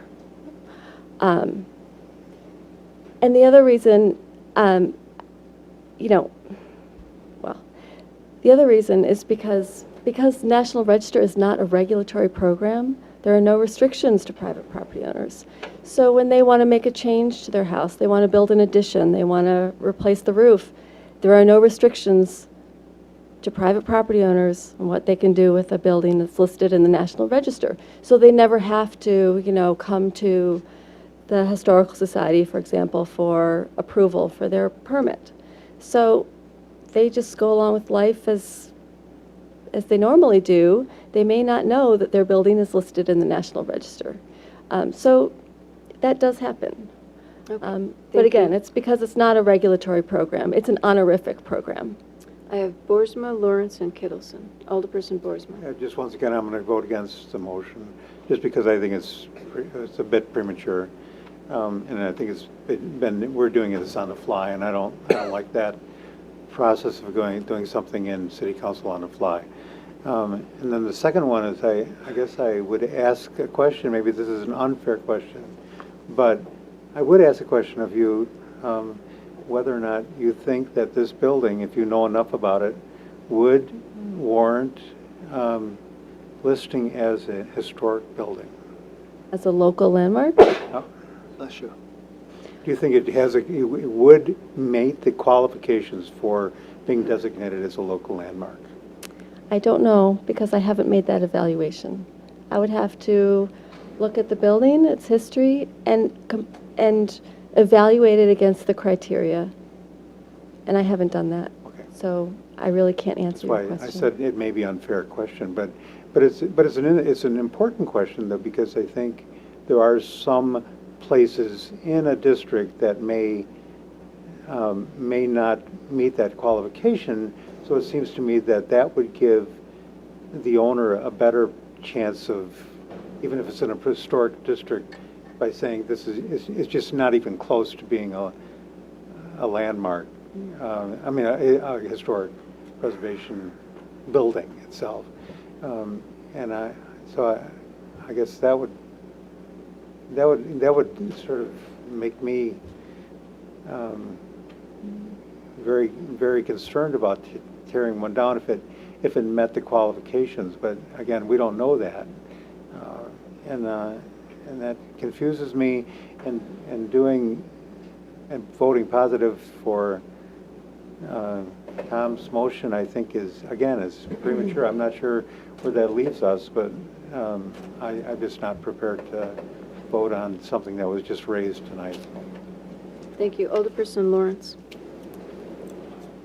Thank you, Your Honor. Well, my view on it is, like it or not, the motion really is an advisory motion to the Landmarks Commission to have them come back to us.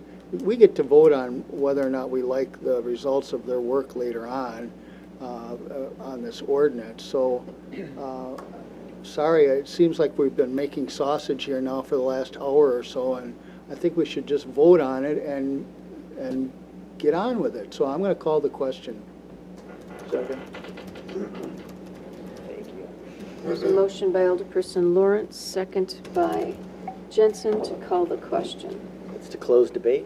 Close debate and call the second is required. The motion is not amendable. The motion is not debatable. A simple two-thirds vote is required. So there's been a motion to call the question, and Lana will vote by roll.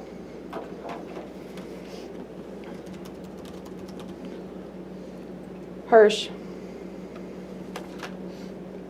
Is there a possibility that she can read the motion one more time? Well, the motion right on the table right now is to call the question, to say no more debate. Let's get to the motion and let's move Whether or on. not we can Yep. close debate. Aye. That was quick. Kittleson.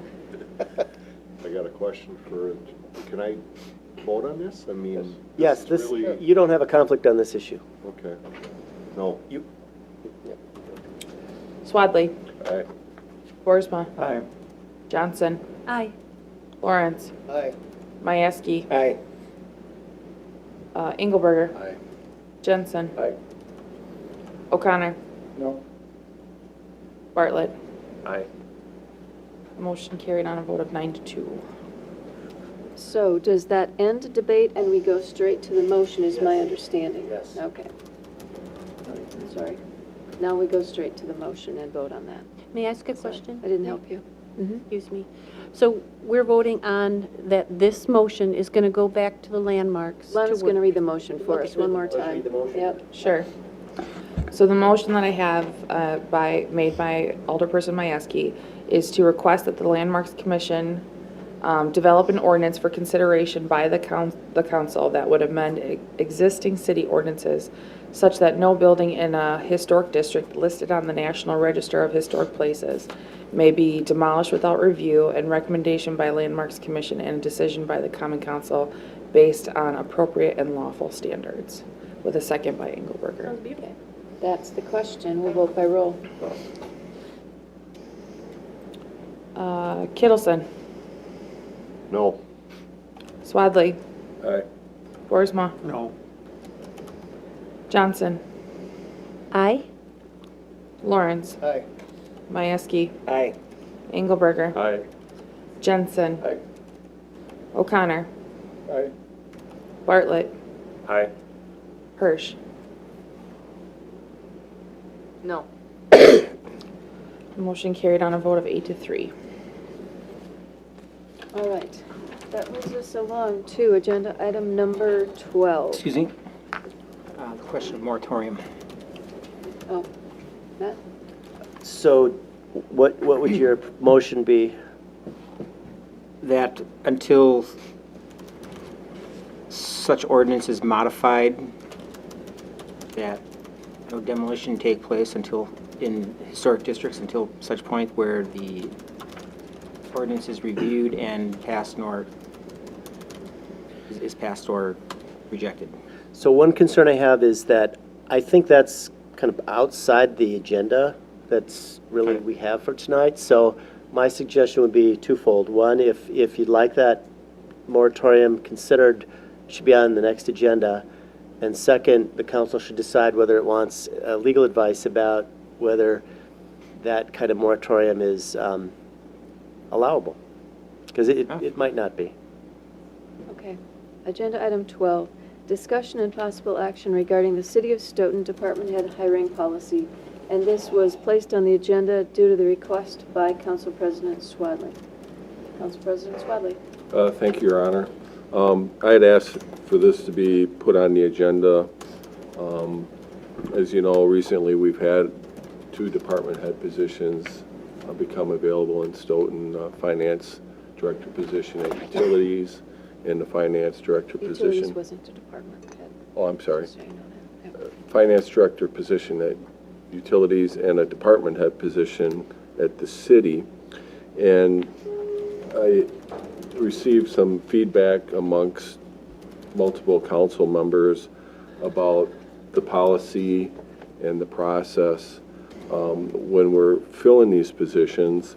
And I know I had a few questions of my own, and I guess I wanted to bring it here tonight to see whether or not the council was okay with the current policy, or if they're looking to make some changes, or whether or not we even really completely understand what the hiring policy is. So that's why it's here on the agenda for tonight. All right, comments or questions? Alderperson Jensen. Should we not refer this back to the Personnel Committee? Let them look at this, look at the policy, and then bring any further recommendations? Certainly could. Is that a motion? Yeah. Second.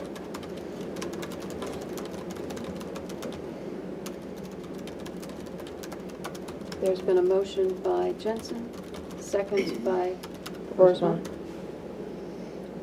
to refer the City of Stoughton Department Head hiring policy to the Personnel Committee for review and recommendation. Comments on the motion? Alderperson O'Connor and then Engelberger. I think perhaps for the Personnel Committee to have some kind of direction in terms of what you would like to see considered or changed, or if there's something you want to add, that would be helpful. Thank you. Alderperson Engelberger. Thank you, Your Honor. I would like to hear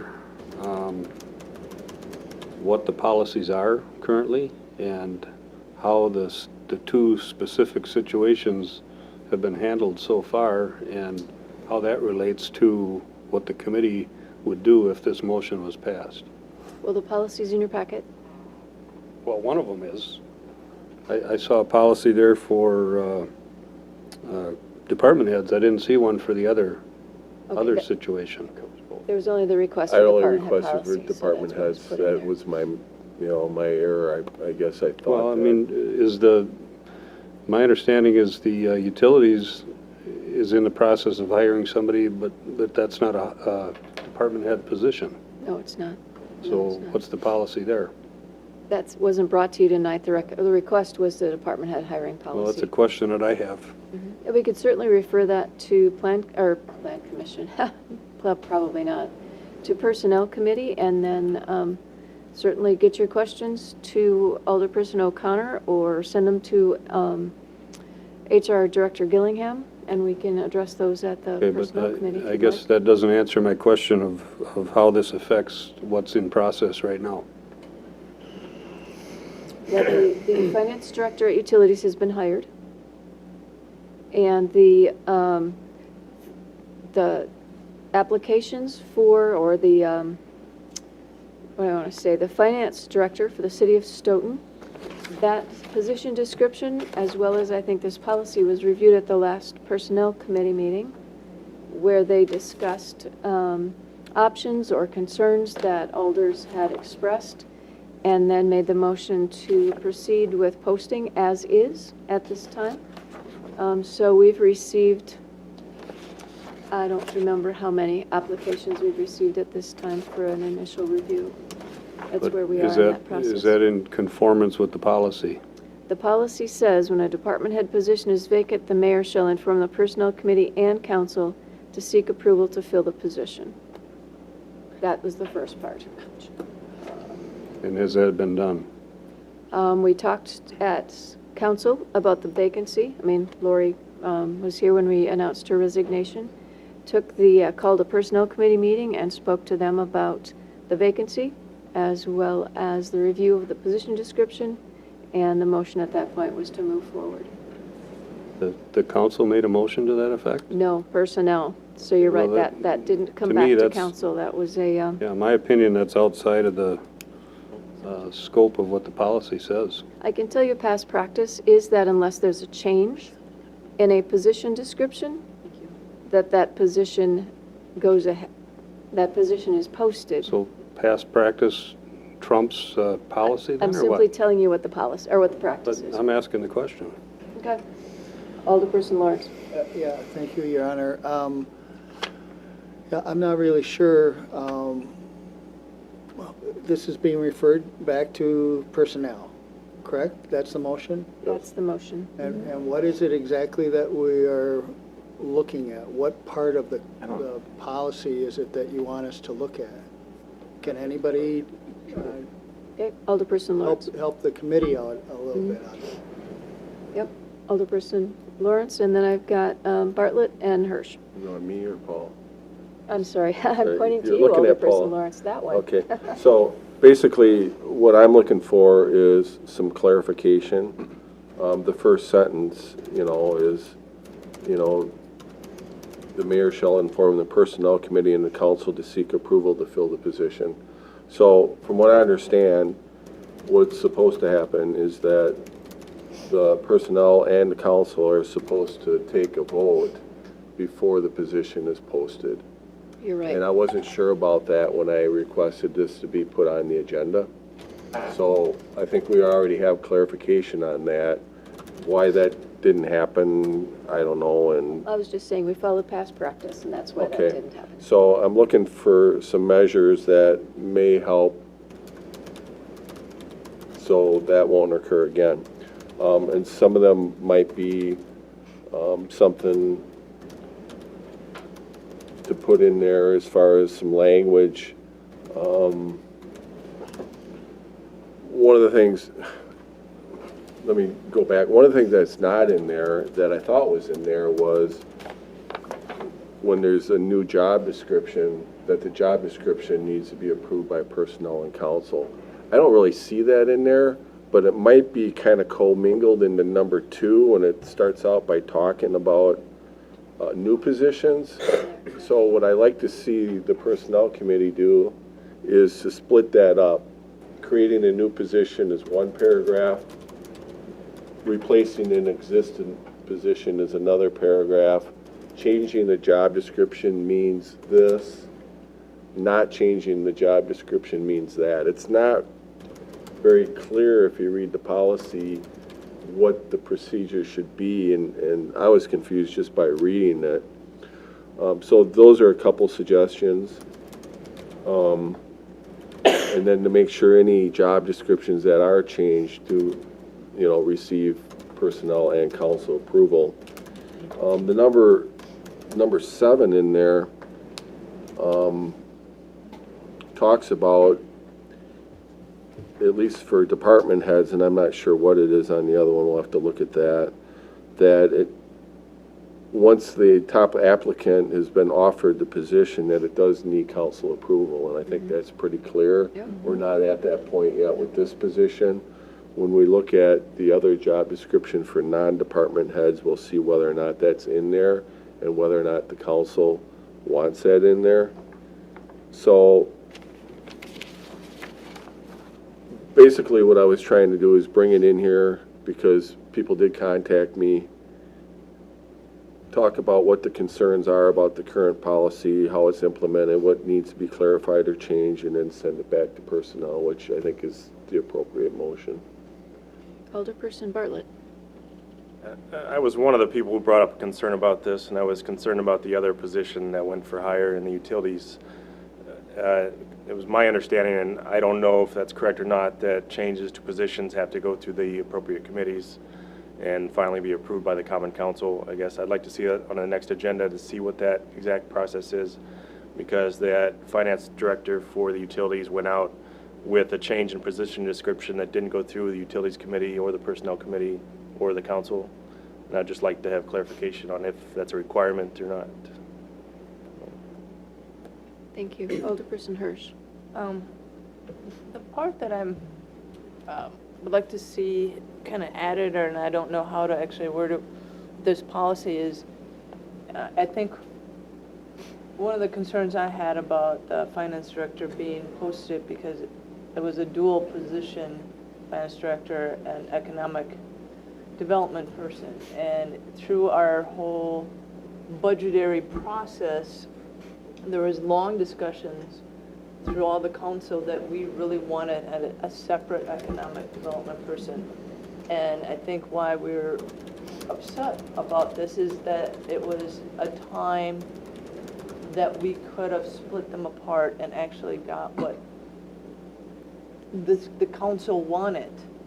And that was not given any thought whatsoever. It was just pushed through without giving the council an ability of whether, even to discuss whether we had the finance to do it or not. And that's where, somewhere in this policy, if there's a recommendation through the whole budgetary process that there's a position that's identified that we need, that during this hiring process, we look to see if we can accommodate what the council wants, and that's not in there, and it was really disappointing.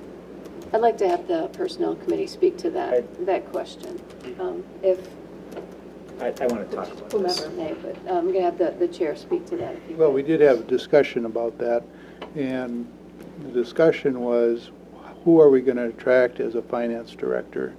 And the position would require the level of pay that it was at, and at some point in time, we may choose to split that off, and I believe the applicants are being advised that that is one of the possibilities that in the future that may be split. Okay. And then I have Kittleson. I know that Tom wants to speak, and then Sid as well. Alderperson Kittleson. Yeah, my concern would be after reviewing this and reading this, somehow it needs to come back, because we did talk during the budget process that we kind of wanted to look into the following year for an economic developer. So we should be able to review the job descriptions at that point and see what fits and what doesn't fit. The only concern I have with the Personnel Committee is if you've put this out, this person is going to accept the job, and then all of a sudden you split off that they're not going to be that part of it anymore. Are you still obligated for the pay that they've taken the job for? If I can address that real quick, I believe, and check me if I'm right on this, Pat.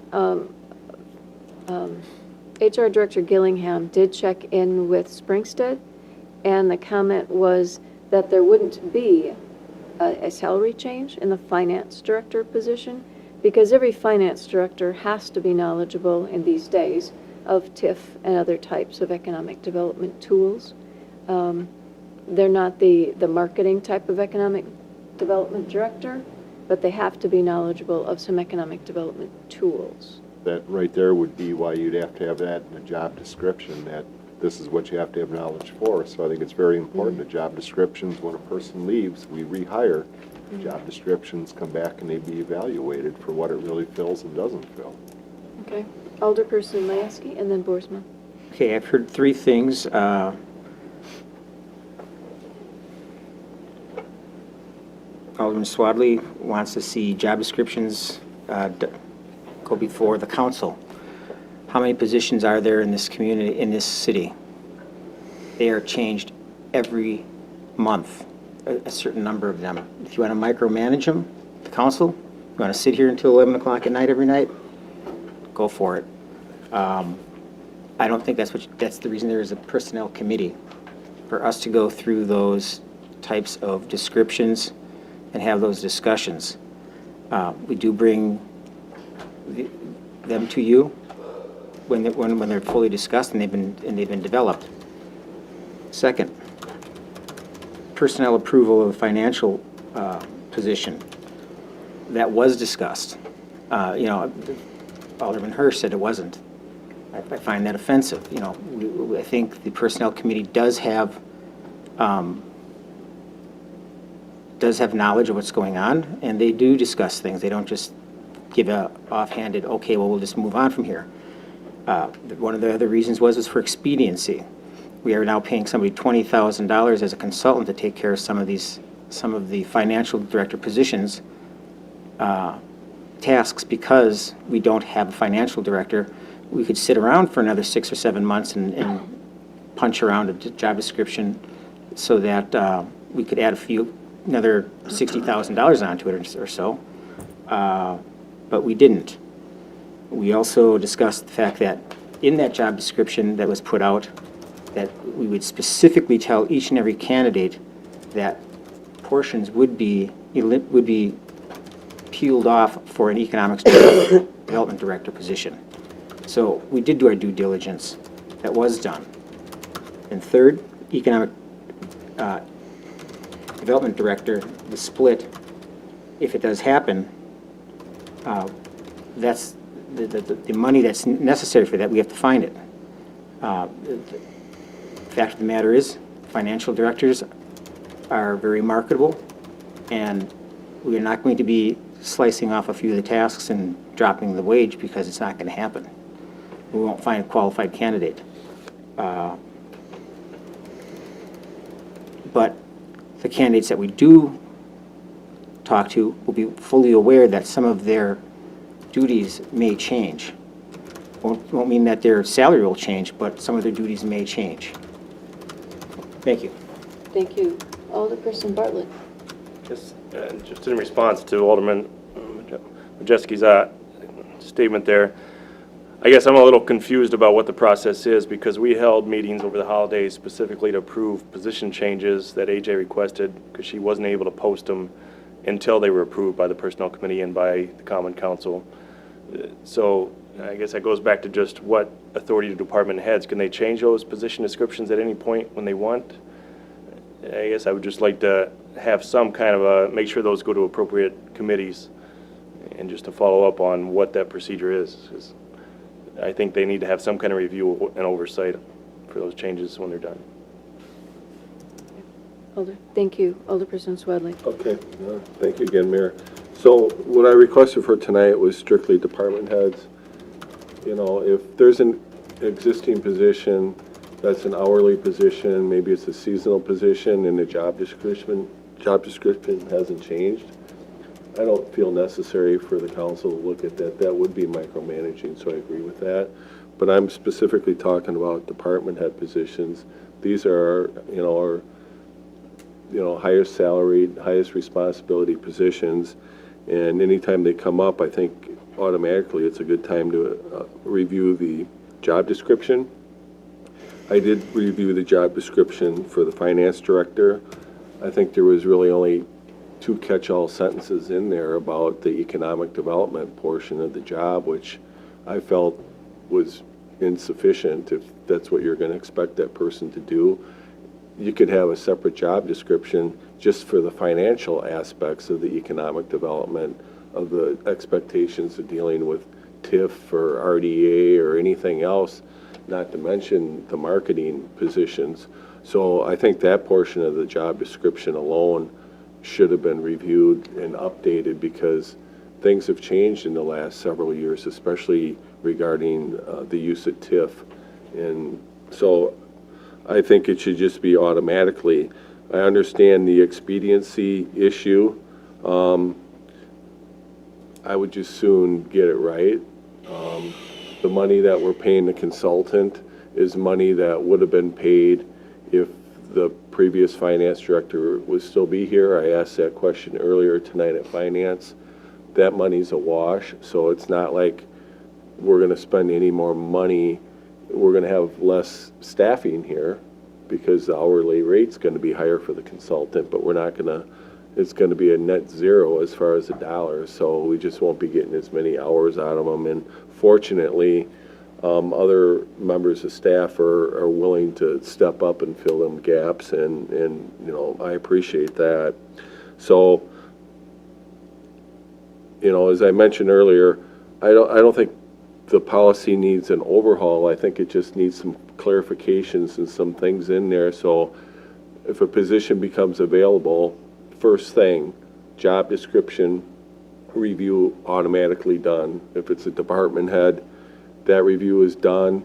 The personnel committee makes a recommendation to the council to leave as is, or to change it. The council says yes or no, and at that point, the council can also vote to approve or not approve posting the position.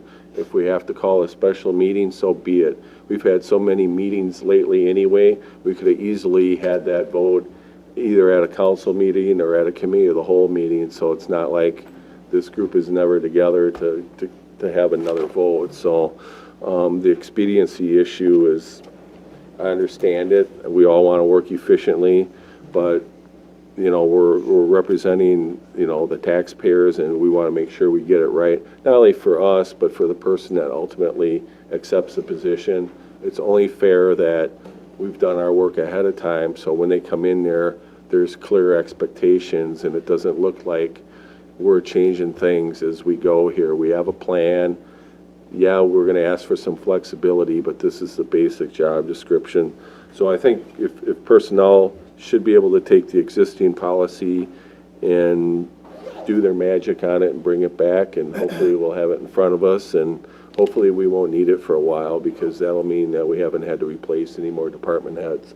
We've replaced quite a few through retirement and attrition the last year, and I know it's caused additional stress on the people that are still here, so hopefully we don't cause any more. Alderperson Hirsch. I just have a question. If you post a job description and then during the interview process you tell the applicants that those job descriptions might change,